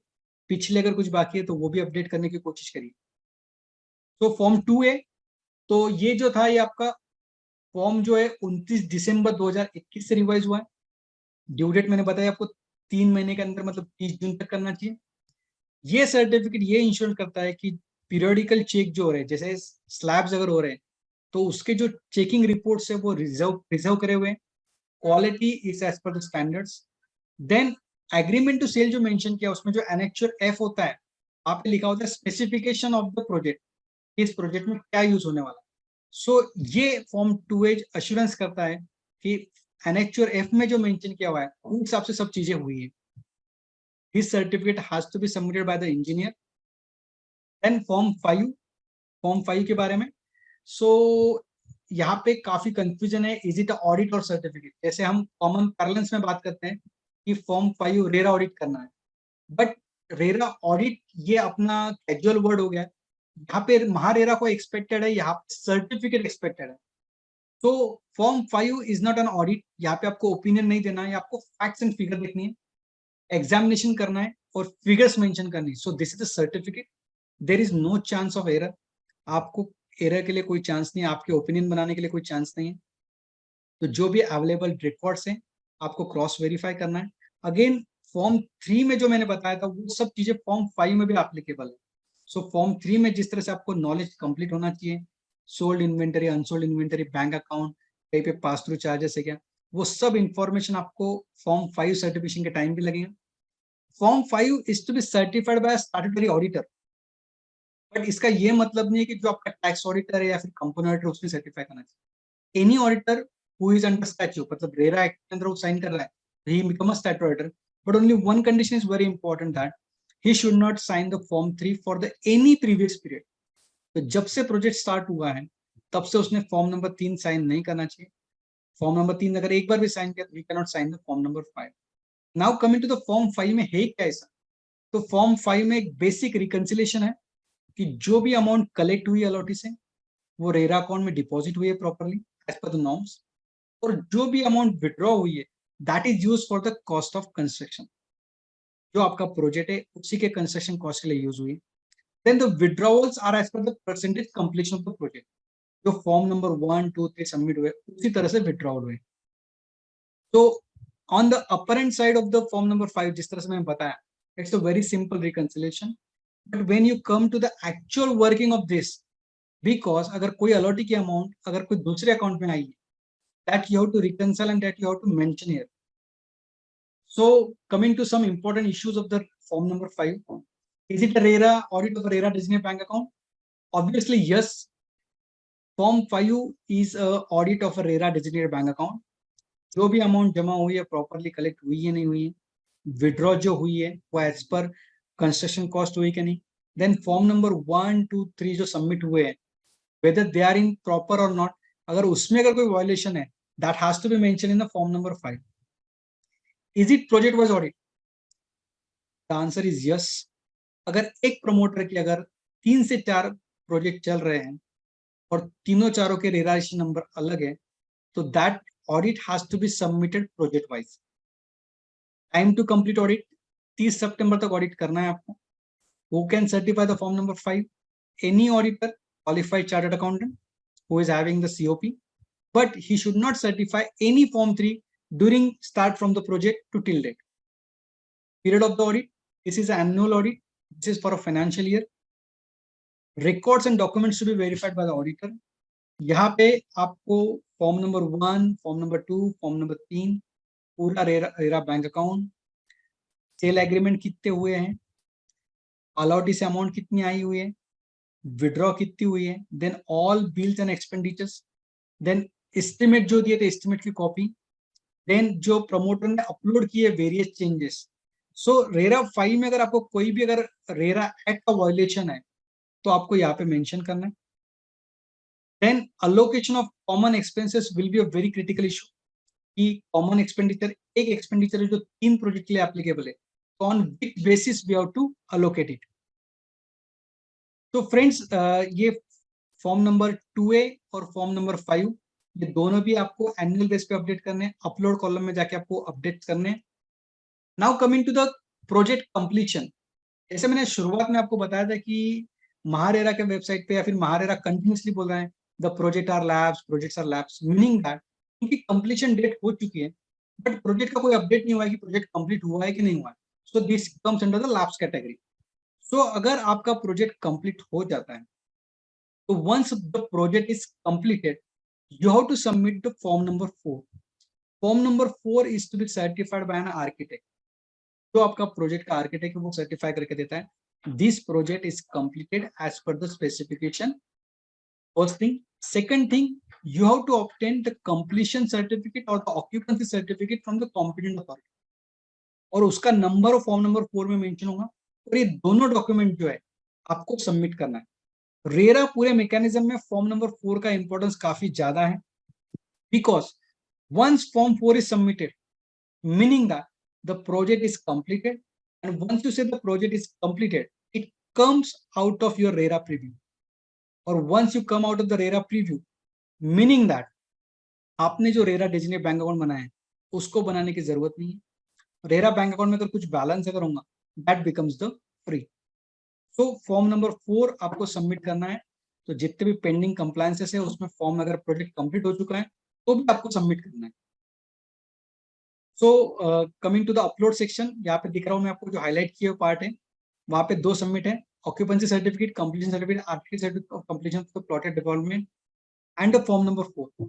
तो फर्स्ट पार्ट जो था इसमें आपको कॉम्पिटेंट अथॉरिटी जो है उसका डॉक्यूमेंट सबमिट करना है और सेकंड इसमें आपको आर्किटेक्ट का सर्टिफिकेट सबमिट करना है. एंड द लास्ट अपडेट, तो 5 अपडेट मैंने अभी तक कवर कर लिए. क्वार्टरली अपडेट किया है, फॉर्म नंबर 1 to 3 कवर किया है, टाइम टू टाइम किया हुआ है, रेरा एनुअल अपडेट्स बताए मैंने. 5th नंबर पे मैंने बताया था form number 4 and the last one after completion of the project. तो वंस कंप्लीशन होने के बाद आपको 3 महीने के अंदर जब भी आपको ऑक्यूपेंसी सर्टिफिकेट मिला है उसके 3 महीने के अंदर आपको सबमिट करना है ये सर्टिफिकेट कि आपने कन्वेंस डीड बना के जो भी फैसिलिटीज है, कॉमन फैसिलिटीज है, जो भी डॉक्यूमेंटेशन है वो आपने हैंड ओवर कर दिया है एसोसिएशन ऑफ अलॉटी. तो यहाँ पे आपको डिस्क्लोजर साइन करना है, दोनों ने साइन करना है, एक प्रमोटर ने साइन करना है, एक एसोसिएशन ऑफ अलॉटी ने साइन करना है. तो दोनों ने साइन किया हुआ डॉक्यूमेंट यहाँ पे सबमिट करना है. The time limit is with in 3 months of the occupancy of the certificate. तो बिफोर रेरा और after RERA this point is very important कि आपको सबसे पहले तो एसोसिएशन ऑफ अलॉटी फॉर्म करना कंपलसरी है.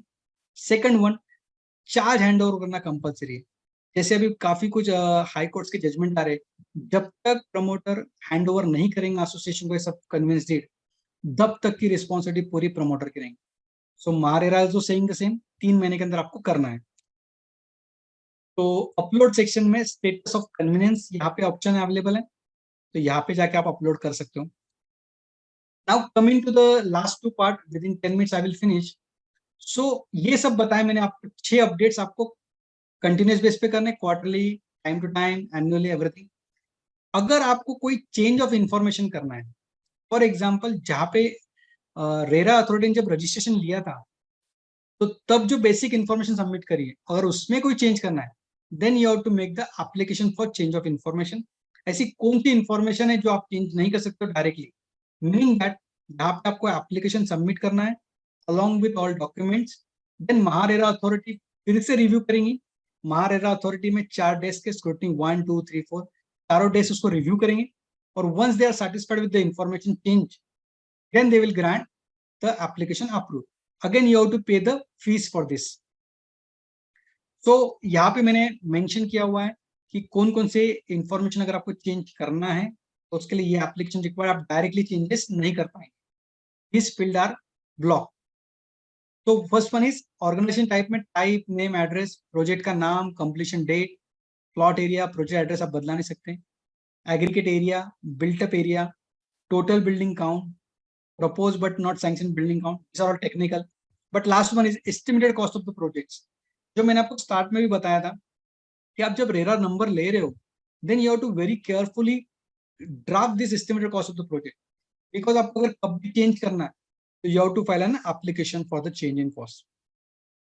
Then you have to pay 5,000 rupees fee along with the processing charges different.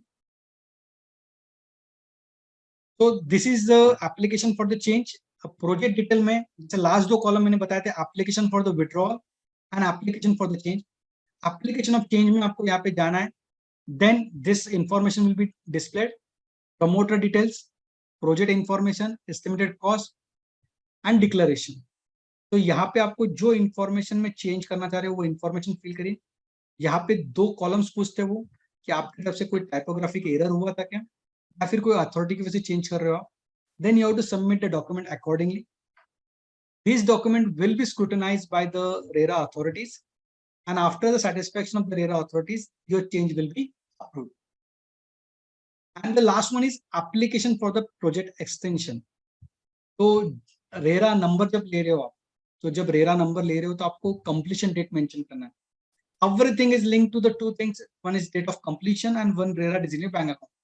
तो completion date जो है आपकी वो आपको अगर एक्सपायर हो रही है तो सबसे पहले तो आपको डेट ऑफ कंप्लीशन केयरफुली देखना है कि कब करना है, because the complication in the changes of the date of completion is very high.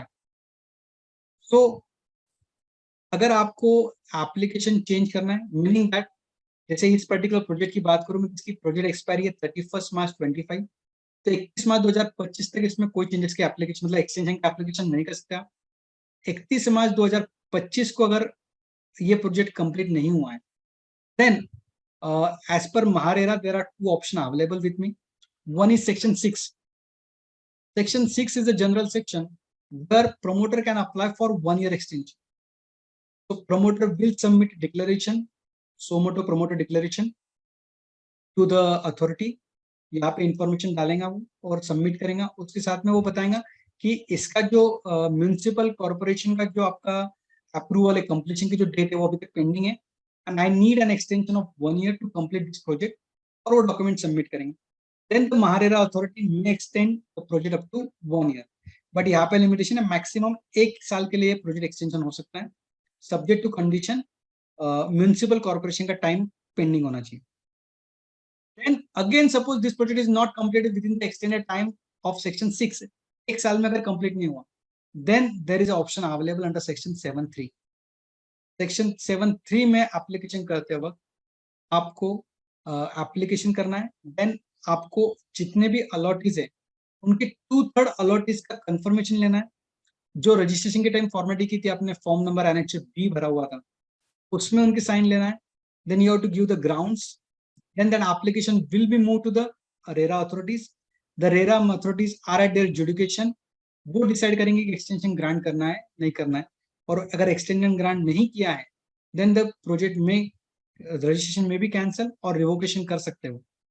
तो प्रोजेक्ट एक्सटेंशन अगर करना है आपको तो यहाँ पे अप्लाई करना है, और अगर आपको सेक्शन 6 में करना है तो एक्सटेंशन अंडर सेक्शन 7(3) पे जो स्मॉल टिक बॉक्स है उस पर टिक नहीं करना है, और अगर उसके अंडर करना है तो उस पर टिक करके सबमिट करना है डॉक्यूमेंट के साथ में. तो फ्रेंड्स, तो I try to cover the maximum part of this particular updates.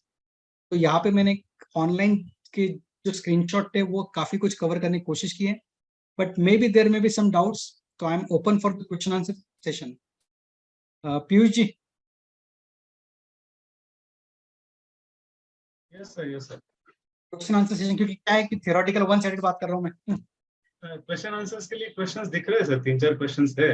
एक मिनट सर, मैं चेक करता हूँ. हाँ, एक बार अगर आप Q&A का जो बॉक्स है, पहला एक मिनट सर, फिर से जाओ क्या. ठीक है, अभी जो लास्ट क्वेश्चन आया है, एक मिनट हाँ तो बढ़ते जा रहे, एक मिनट मैं स्टार्ट से शुरू करता हूँ, काफी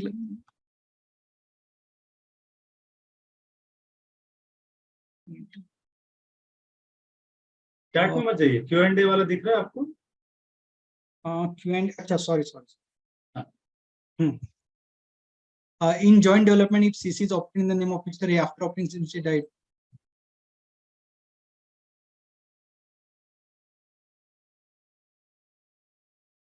मैं पढ़ दूं क्वेश्चन ऐसा? हाँ सर, बहुत बड़ा question. In joint development agreement, if CC is obtained in the name of Mr. A after obtaining CC, Mr. A died. Now his heirs have got the 712 transferred into their name and applied for Maharera registration. Query raised that legal heir certificate is required to be uploaded as name as per CC and as per Form B, and promoter details are different. Legal heir takes approx more than 6 months to be obtained. What are the other documents that may be uploaded? Sir यहाँ पे मैं बताना कोशिश करूंगा कि MahaRERA is very particular about the registration certificates. तो उनको जो डॉक्यूमेंट उनके प्रिस्क्राइब है, even single change is not allowed. तो यहाँ पे आपको लीगल हेयर सर्टिफिकेट लेना ही पड़ेगा, उसके सिवा आप अपलोड नहीं कर सकते। ओके, नेक्स्ट क्वेश्चन उनका ही है। हाँ स्वाति मैडम का ही है। CC is obtained for 4 plots together owned by 4 different persons.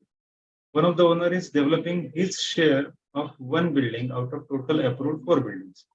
What to enter under land details? Area of land, plot area, number of building. FSI shown separately in CC for his share of one building. तो इसमें जो commencement certificate लिया है is option for floor plot together. मतलब दिख रहा है कि जैसे CC जो है वो कमेंसमेंट सर्टिफिकेट जो अलग अलग लिया, एक ही लिया हुआ है, एक ही लिया है, 4 डिफरेंट पर्सन है। One of the owner is developing his share, ऐसा है। 4 प्लॉट्स है, चारों प्लॉट ने मिलके कर लिया। तो यहाँ पे तो आपको वो AOP ट्रीट होगा और वो एक साथ में काउंट करना पड़ेगा। अगर कोई प्रॉपर्टी कॉमन है, 4 प्लॉट टुगेदर है, उसका कमेंसमेंट सर्टिफिकेट अलग लिया हुआ है, तो that will be treated as AOP और आपको AOP बोलकर रजिस्ट्रेशन लेना पड़ेगा। ओके, मीनिंग दैट कि भाई 4 अलग अलग पर्सन हैं और उन्होंने 4 प्लॉट्स लिए बट टुगेदर लिए, this will be AOP will be treated. और अदरवाइज मतलब टेक्निकली स्पीकिंग AOP का रजिस्ट्रेशन लेना चाहिए अपना। ओके,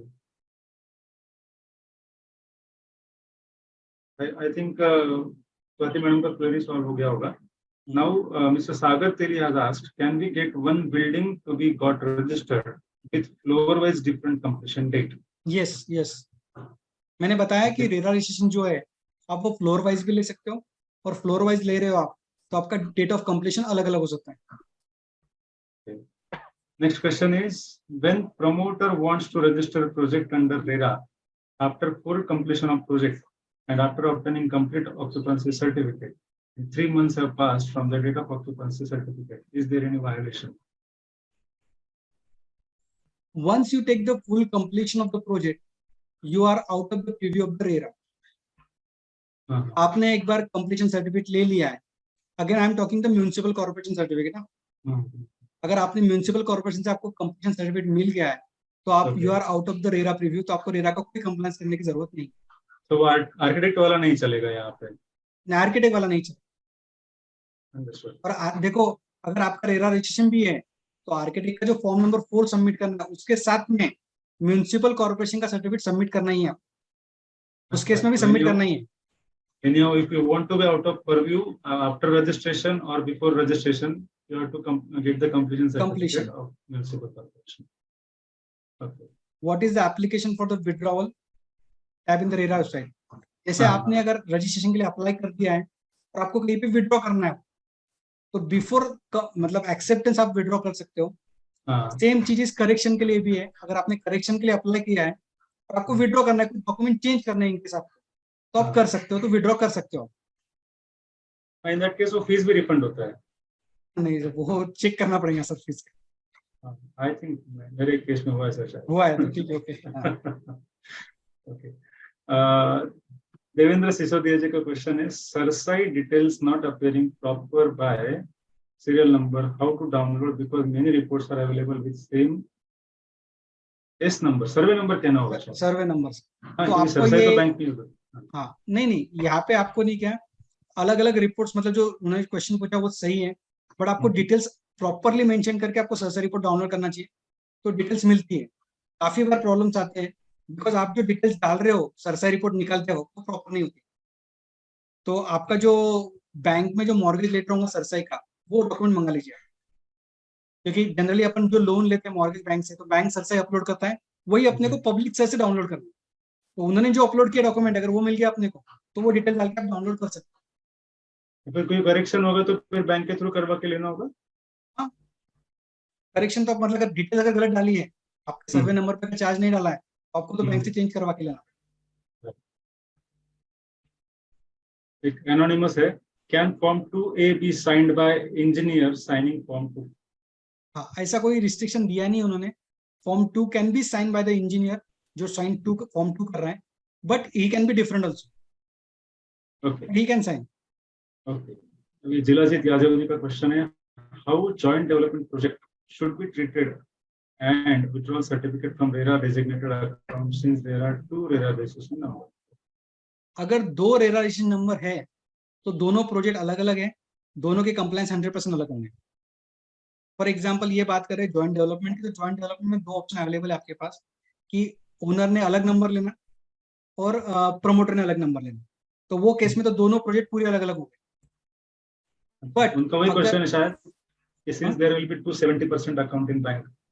यस, हाँ, नहीं नहीं, अगर रेरा नंबर अगर अलग अलग लिए है तो कंप्लीट कंप्लायंसेस पूरे अलग अलग हैं। बट अगर नंबर एक लिया है, नंबर एक लिया है, तो भी आपको दो अलग अलग बैंक अकाउंट मेंटेन करने हैं। मतलब there is an option available in the RERA registration that कि आप दोनों ज्वाइंटली अप्लाई कर सकते हो, बिकॉज ओनर के पार्ट पे कोई कंस्ट्रक्शन एक्टिविटी होती नहीं है, तो भी वहां पे उसको दो बैंक अकाउंट मेंशन करना जरूरी है, एक डेवलपर का और एक ओनर का। एक question is, sir, as informed by you that form number 1, 2, and 3 are required for every withdrawal, but there was a circular by RERA where same certificate can be used in the limit is exhausted. Yes, the perfect question is that कि जब भी आपका limit expire होगा उसके बाद ही करना है। For example form number 3 में अगर मैंने सर्टिफाई कर दिया, जैसे फॉर एग्जाम्पल बैंक अकाउंट में आपके 20 लाख रुपए हैं, बट फॉर्म नंबर 3 में मैंने सर्टिफाई कर दिया कि 50 लाख तक का खर्चा हो चुका है। सो फॉर्म नंबर 3 अगर मैंने 50 लाख का सर्टिफाई कर दिया है, तो 50 लाख तक विड्रॉ करने तक आपको नया सर्टिफिकेट देने की जरूरत है। तो perfect answer is that. Question सही था, बिल्कुल कोई प्रॉब्लम नहीं। Yes. दिशा जी का क्वेश्चन है, unsold inventory 2 crores, work pending till date 5 lakhs, CA certificate and accredited certificate received confirming 5 lakhs rupees work pending, completion certificate not received. How much to be deposited in 70% and 30%? 70%। Unsold inventory 2 crore की, आपके work pending 5 lakh रुपए के हैं, तो 70% criteria आएगा ना। Okay. तो वहां पे दो ही क्लॉज है, 70% और 100% का क्लॉज है उसमें। अच्छा, अगर आपका एस्टिमेटेड कॉस्ट ऑफ कंस्ट्रक्शन अगर ज्यादा है, इन्वेंट्री है जो सेल्स प्रोसेस आने वाले हैं, तब आपको 100% रखना है, अदरवाइज 70% ही रखना है। सर नेक्स्ट क्वेश्चन जो है ये मुझे भी अनोमली लगता है हमेशा, collection from customers is deposited in different bank account and 70% of that is transferred in designated bank account. Is this a violation? मतलब फर्स्ट ऑफ ऑल कलेक्शन मैंने दूसरे अकाउंट में लिया, पर सिर्फ 70% मैंने डेजिग्नेटेड अकाउंट में डाला और 30% मेरे अकाउंट में है। हाँ, तो it's okay, there is no violation at all, क्योंकि रेरा जब भी बात कर रहा है तब बोल रहा है कि 70% जो कलेक्शन है आपको वहां पे जमा। अभी गलती से एक आधा चेक अगर आपका दूसरे अकाउंट में जमा हो चुका है, तो आप 70% ट्रांसफर कर सकते हैं। तो जनरली मैं यहाँ पे सजेस्ट यहाँ पे करूंगा कि अगर 100% ट्रांसफर करो, वापस 70-30 डिवाइड हो जाएंगे, अगर 3 अकाउंट का सिस्टम है तो आपका। जैसे फॉर एग्जांपल 60 लाख का चेक है और मैंने सपोज दूसरे अकाउंट में डाल दिया, तो 60 लाख का अमाउंट वापस ट्रांसफर करो रेरा अकाउंट में, वापस वो 70-30 में डिवाइड हो जाएंगे। या फिर 70% भी आप ट्रांसफर कर सकते हो, there is no problem at all. पर वापस यहाँ पे उसका वापस 70 का डिवाइड नहीं होना चाहिए। समझ गया सर, ये तो कंप्लायंस के एंगल हो गया कि जिसको कंप्लायंस करना है वो ये सब करेगा। अगर कोई फेवरलेस माइंड है और वो सारा पैसा किसी और अकाउंट में ले रहा है, तो आप देखो, अभी अपन ऑडिट की बातें कर रहे हैं, फॉर्म 3 और फॉर्म 5 की बातें कर रहे हैं, तो अगर कोई दूसरे अकाउंट में लिया है तो आपको तो उसको क्वालिफिकेशन देना ही है। ऐसा बहुत सी बार होता है कि there is a genuine problem कि गलती से चेक दूसरे अकाउंट में आ गया, बहुत सी बार आरटीजीएस हो जाते हैं, पार्टी ने अगर आरटीजीएस कर दिया डायरेक्टली, तो we are trying to comply the norms of the RERA, RERA क्या कहता है कि 70% अकाउंट में जमा होना चाहिए, so we transfer 70% amount to RERA को, क्योंकि रेरा में ऐसा कहीं नहीं कहा है कौन सा अकाउंट मेंटेन करना है आपको, सिर्फ आपको हिसाब लिखना है कि जो भी जमा हो रहा है उसका 70% अलग से रखा हुआ है। नेक्स्ट क्वेश्चन है, how will be the registration process in case of redevelopment project and how land cost is ascertained? काफी क्रिटिकल क्वेश्चन है सर है। तो इसमें जो है वो एएसआर अकाउंट होगा, रीडेवलपमेंट प्रोजेक्ट में एएसआर अकाउंट होगा। Okay, next next question Shamrao ji का है, नासिक से है ये, regarding RERA registration, if area of plot is less than 500 square meter but number of units are more than 8, whether registration is required or not? not required as per 9th June circular, not required. Earlier it was required because there is a ambiguity between the government authority, because FAQ जो government ने निकाला था पहले उसमें applicable नहीं बोला था, फिर बाद में एप्लीकेबल बोला था, but now situation is very clear, it is not applicable. Okay, so you are right, Shamrav ji. Next question, Aditya Dave, इनका है, only residential projects or even commercial projects are covered in 8 units definition. All units, apartments are covered. All units. Apartment means a single divisible unit. Okay. It may be shop, it may be godown, or it may be office or anything. Okay. Next question, Ejaz Ahmed bhai का है, whether in quarterly update forms need to be uploaded? Forms मैंने जो बताए थे आपको वो 2 upload करने हैं उसमें, कि इन्वेंटरी का अपलोड करना है और बिल्डिंग अप्रूवल का अपलोड करना है। इन्वेंटरी जो थी अपार्टमेंट्स बेची हुई है उसका अपलोड करना है आपको, देन गैरेजेस का अपलोड करना है, अगर 3 नंबर आपको ये अपलोड करना है, बिल्डिंग अप्रूवल अपलोड करना है। हाँ, इसी को रिगार्डिंग शामराव जी का क्वेश्चन है कि regarding quarterly updates whether cumulative numbers are to be given और for that quarter, cumulative numbers start से लेके। स्वाति जी ने वो क्वेश्चन शायद रीड आउट किया फिर से यहाँ पे। CC is obtained for 4 plots together owned by 4 different persons. One of the owner is developing his share of 1 building out of total approved 4 buildings. What to enter under land details? क्या क्या देना है? Area, plot area, number of building, FSI। देखो यहाँ पे मैं of the record बताऊंगा, taxation point of view AOP form करना कंपलसरी है, बट रेरा के अकल से अगर बात करूं मैं, तो आप सिंगल डिवीजन यूनिट डाल दीजिए, आपका रजिस्ट्रेशन आ जाएंगे। ओके, रेरा के पॉइंट ऑफ व्यू से अगर बात करूं स्पेसिफिकली मैं, तो अगर रेरा ने अगर स्ट्रिक्टली लिया, क्योंकि एक केस में हमने किया था, but this is not legal, मतलब ठीक है नंबर लेना ही होगा ले सकते। ओके, तो वही पूछ रहे हैं sir, in this if everyone is developing separately and one wants to register only 1 building as standalone project, no AOP is formed as only one. देखो यहाँ पे जो सबसे मेन चीज है ना, वो है आपका बिल्डिंग प्लान अप्रूवल और कमेंसमेंट। वंस बिल्डिंग प्लान अगर एक ही है तो आप अलग कैसे हुए, क्योंकि म्युनिसिपल कॉर्पोरेशन में आप 4 लोग साथ में गए हुए और साथ में आपको कमेंसमेंट सर्टिफिकेट मिला और बिल्डिंग अप्रूवल मिला हो, तो this project is totally together. But आप अप्लाई करके देखिए, होगा साथ में गए तो कोई ना कोई पर्पस भी होगा कि कुछ, क्योंकि वो चारों की ज्वाइन कर दी, चारों की ज्वाइन कर दी होंगी वो सब प्लॉट्स की, इसलिए गए। Okay, if physical position is given by the builder but OC is pending and society is formed, will the maintenance charges shall be borne by the builder or tenants? Jay Patel जी का question. Society की तरफ चले जाएंगे। Okay, society की तरफ मणियर। Okay, सी हेमराज मणियर जी का question है, if my project has no loan then what to do? Cerci report not generated and RERA still ask for the cerci report. तो वहां पे आपको जो सर्टिफिकेट जो आपका पूरा डिटेल डालना है वहां पे, और वो नील रिपोर्ट जो आता है वो डाउनलोड करके वो सबमिट करना है। तो नील रिपोर्ट आता है, हाँ, मतलब अगर कोई चार्ज नहीं तो वो रिपोर्ट भी निकलता है, तो वो आपको अपलोड करना है वहाँ पे। और जनरली रेरा रजिस्ट्रेशन के टाइम वो कंपलसरी है, that to be within in 10 days of the registration. जब अप्लाई करो उसके 10 दिन पहले का चाहिए max. I think there are many questions.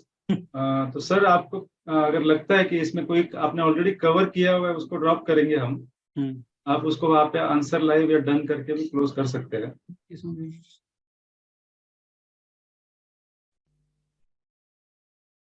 In case of PMI project receive 25,000 per beneficiaries booking and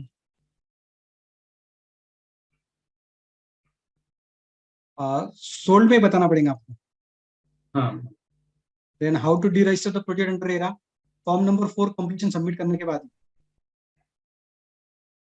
then how much maximum extension can be obtain under section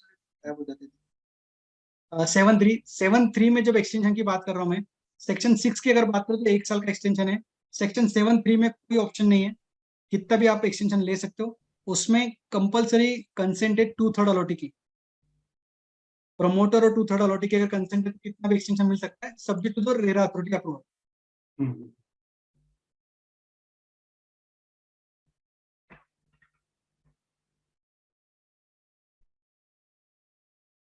Shamrao ji का question दिख रहा है, withdrawal from RERA account is within the maximum limit allowed in earlier form 3, whether the forms are still required to be submitted. नहीं, कोई जरूरत नहीं है, वही फॉर्म सबमिट कर सकते हो, वही फॉर्म की लिमिट है जो पहले क्वेश्चन आया था।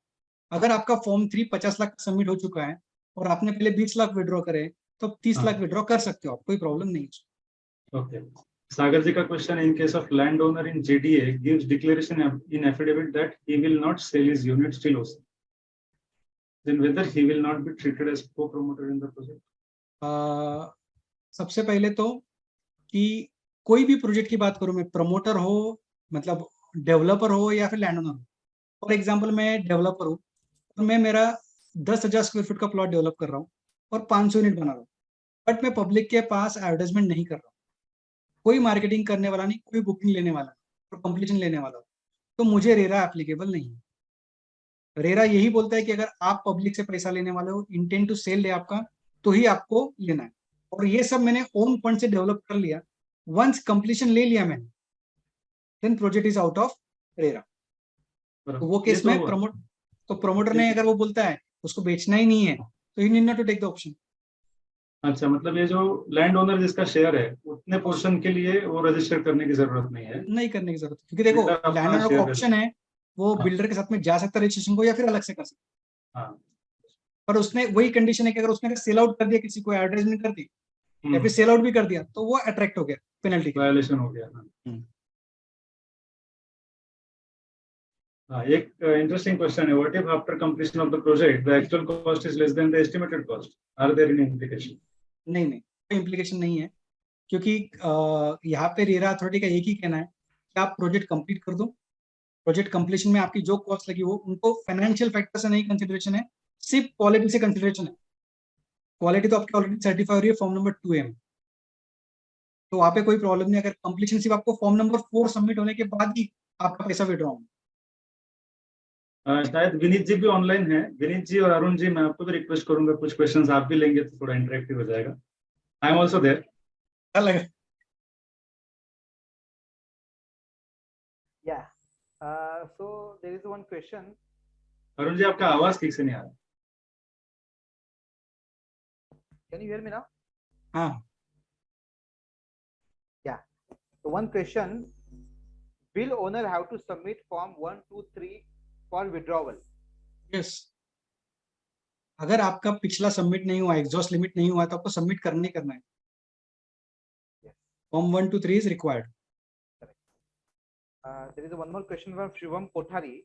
If 5 builders are sanctioned, out of these 2 builders are registered, then what about 3 builders? Is any registration required for 3 builders under RERA? Depending on that criteria, जैसे अपने 5 बिल्डिंग सैंक्शन है, उसमें से आपको 2 ही प्रोजेक्ट में रजिस्टर करना है, तो 2 प्रोजेक्ट का रजिस्ट्रेशन कर सकते हो आप, 3 बिल्डिंग को रजिस्ट्रेशन करने की जरूरत नहीं, subject to the condition that आप कोई मार्केटिंग नहीं कर रहे हो, सेल नहीं कर रहे हो।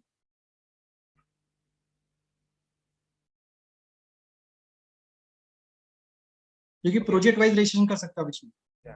फॉर एग्जांपल मैंने कोई सैंक्शन लिया हुआ है, 5 बिल्डिंग का सैंक्शन लिया है, बट उसमें से मेरे को सिर्फ 2 डेवलप करना है, तो मैं 2 का रजिस्ट्रेशन ले लिया।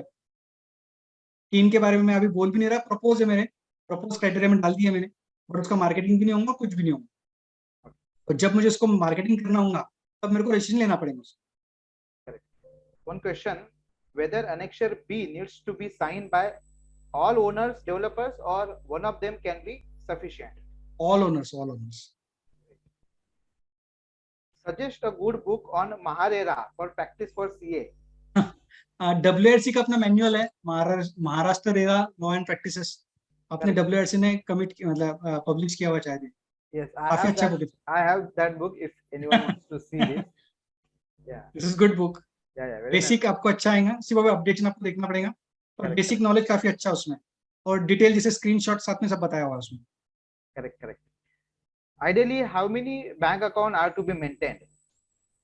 Generally now the banks her project के लिए 3 बैंक अकाउंट खोलते हैं, Okay. हर प्रोजेक्ट के लिए 3 बैंक अकाउंट खोलते हैं, और जितने आप मतलब प्रमोटर को प्रोजेक्ट वाइज बैंक अकाउंट करेंगे उतना अपना काम आसान होगा, Okay. क्योंकि रेरा कहता है कि आपको कलेक्शन और वो जो अकाउंट है आपका रेरा अकाउंट ये कंपलसरी, आपको करंट अकाउंट आप आपका नॉर्मल भी कर सकते हो, बट आपको वापस कॉस्ट ट्रेस करने के लिए आपको अलग अलग अकाउंट रहे तो अच्छा रहेंगे। हर प्रोजेक्ट वाइज अकाउंट है तो आपका प्रोजेक्ट का बैंक स्टेटमेंट आप अकाउंटिंग कर सकते हो। Right. There's a question from Shubham Kothari. How to calculate ASR in case of phase-wise development for Form 3? Phase wise का तो कोई संबंध ही नहीं इसमें, जैसे एएसआर जो है, जो प्रोजेक्ट रजिस्टर्ड है आपका उसकी बात चल रही है। फॉर एग्जांपल एक बिल्डिंग रजिस्टर्ड है अपनी, जिसमें 5 फ्लैट बेचे गए और 5 फ्लैट पेंडिंग है, तो 5 फ्लैट जो पेंडिंग है उसका ही एएसआर कैलकुलेट करना है फॉर्म 3 में। जो फेज अभी डेवलप नहीं कर रहे हो आप, उसका कोई कंसिडरेशन इसमें है नहीं। Okay. There's a question from Sashank. In case of JDA, you mentioned that 2 RERA accounts will have to be open, one in the developer's name and the other in the landowner's name. But there is no collection or expenditure by the landowner. What is the compliances required in such a case? तो question अच्छा है। Joint development agreement में promoter जो category, जो अभी महारेरा के जो promoter category है, इसमें बिल्डर भी आ जाता है और ओनर भी आ जाता है।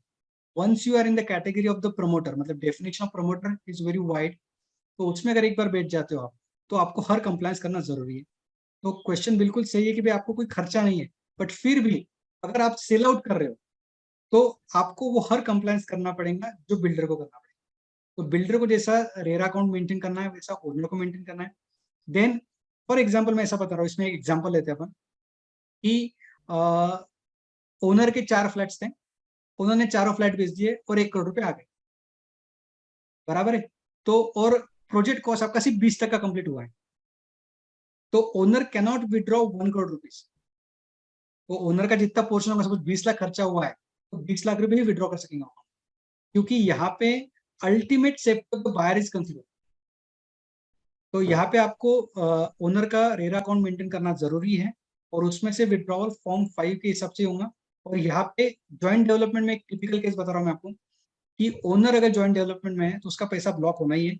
उसका जितना लैंड का एएसआर वैल्यू है उतना पैसा वो इमीडिएट विड्रॉ कर सकता है, बाकी उसके प्रोपोर्शन ऑफ एक्सपेंडिचर के हिसाब से होगा, पैसा ब्लॉक रहेंगे उसका। Yes, next question. The question asked by Rohan Snaha. In case of cost incur as per engineer certificate and cost incur as per Form 3 is different, even though minimum amount is considered, but the difference is large, will there be any problem? Yes, definitely there will be a problem. You have to ask whether why this is happening. This may be due to the black amount you have expended. You have incurred the expenditure on a as per engineer certificate, but there is no proportionate cost in your books of account. So generally we suggest that both certificates should match. तो being, जैसे मैंने बताया start से बता रहा हूँ मैं आपको कि professional we are manage more, मतलब chartered accountant are more manage, so we should coordinate with the engineer that do not issue such a certificate, because as per books of account this cannot be viable. Okay. The next question is asked by Hiten. You have said that RERA is not applicable to completed project and inception, and intention was to sell from inception. Then what will happen to 5 years structural warranty? तो जैसे मैं बता रहा हूँ कि अभी एक basic intention of the RERA act बताने की कोशिश करूंगा मैं कि इवन दो रेरा रजिस्ट्रेशन की जो कंडीशन दी उन्होंने 500 स्क्वायर मीटर और 8 फ्लैट, तो रेरा में अगर आपको एग्जाम्पशन मिलता भी है तो रजिस्ट्रेशन के लिए मिलता है, बट रेरा की जो बाकी प्रोविजन है वो आपको एप्लीकेबल हो सकती है, मीनिंग दैट ये जो 5 ईयर की स्ट्रक्चरल वारंटी है वो आपके कब भी आ सकती है। So in that case you have to go for this structural warranty also. अगर वो बायर जाता है कोर्ट में या फिर जो रेरा अथॉरिटी के पास जाता है तो करना ही पड़ेगा। तो एग्जाम्पशन सिर्फ रजिस्ट्रेशन के लिए दिया है। Okay. So the next question is whether in sale deed we can mention separately for sale of balcony, car parking, extra facility. Answer तो दे दिया है इन्होंने, आई थिंक वी कैन, तो डेफिनेटली वी कैन नॉट। अगर आपका covered parking है वो भी सैंक्शन में है, आपके बिल्डिंग सैंक्शन प्लान में है, तो ये आप बेच सकते हो। बालकनी विल्कनी इसमें कोई इंक्लूड नहीं है। आपका जो कारपेट एरिया मेंशन है आपके पर फ्लैट का, उतना ही आप बेच सकते हो। Okay. Next question is, they are saying from Nagpur. In Nagpur, the builder execute direct sale deed of flats to buyers. Usually, conveyance deed is not prepared separately. What would be in case of compliances number 6? Generally deed of apartment बनता है पहले, तो deed of apartment will be the your compliances part है। Conveyance deed अगर अलग से नहीं है तो स्टार्ट में आपका डीड ऑफ अपार्टमेंट बन जाता है, सबमिट कर सकते हो। Okay. Piyush ji, it's already 6. We have to बराबर है। continue with the question or we have to wrap up? No, it Too many depends on the questions. speaker. अगर वो already exhaust हो चुके रहेंगे तो we can wrap up. तो ये काफी क्वेश्चंस पेंडिंग है। Yeah. Yeah. हाँ, लग questions रहा है will keep on coming sir. ये तो मेरा experience है, मैंने एक बार Correct. 1.5 घंटा ये सेशन लिया हुआ है। अच्छा, ये रेरा लग रहा है मेरे को, इवॉल्विंग रेरा लग रहा है। Actually evolving in the mind also. नहीं, काफी कॉम्प्लिकेशन है। कैसे अभी महारेरा में रजिस्ट्रेशन पे जा रहे हो ना, तो काफी कॉम्प्लिकेशन आते हैं, तो हर एक का क्यूरी अलग अलग होता है और they are very particular about their things. उनको इस तरह से चाहिए तो इस तरह से ही चाहिए। Yes, yes. तो See, that close is up good करना। that people are interactive and asking questions. But I think considering the request and position of the speaker and we'll also have to honor the time commitments. Correct. So a very nice session, sir. Actually, what I feel is कि you have actually done the job of giving comprehensive guideline about RERA, and I think CA Arunji is going to give a vote of thanks, and I should not be impressed upon his area now. So I'll No request problem. Arunji to propose the formal vote of thanks. Yeah. Correct. Correct. Thank you, thank you. Yeah. Thank you, CA Parikshit Bhattade sir, for delivering such a comprehensive session. Actually, RERA is a very vast subject and it cannot be explained in just 2 hours. However, you have actually covered many parts of the RERA Act. Sir, you have explained why government has brought RERA in 2016, provision related to advertisement by builders, such as mentioning QR code, regular project updates at MahaRERA portal, regular form filings such as Form 1, 2, and 3, annual updates such as Form 2A and 5, and finally update about conveyance. Parikshit sir, on behalf of WRC, I once again thank you for delivering such a comprehensive session. Thank you so much. Thank you for giving me an opportunity to share my views. Sir, यहाँ पे काफी कुछ PPT के लिए request है, तो किस तरह से करना है, आप एक बार कंफर्मेशन कर लेना। सर वो WRC के वेबसाइट पे अपलोड हो जाते हैं PPTs. There is no issue. Mishra ji हो जाएंगे ना? मिश्रा जी आ रहे हो यार? I think हो जाते हो। Yes sir. 2 दिन में आ ठीक है, जाओ। मैं शेयर करवा दूंगा, मैं शेयर करवा दूंगा institute. Yes. Thank you very much for bearing me a lot. Thank you very much. Thank you, sir. Thank you very much.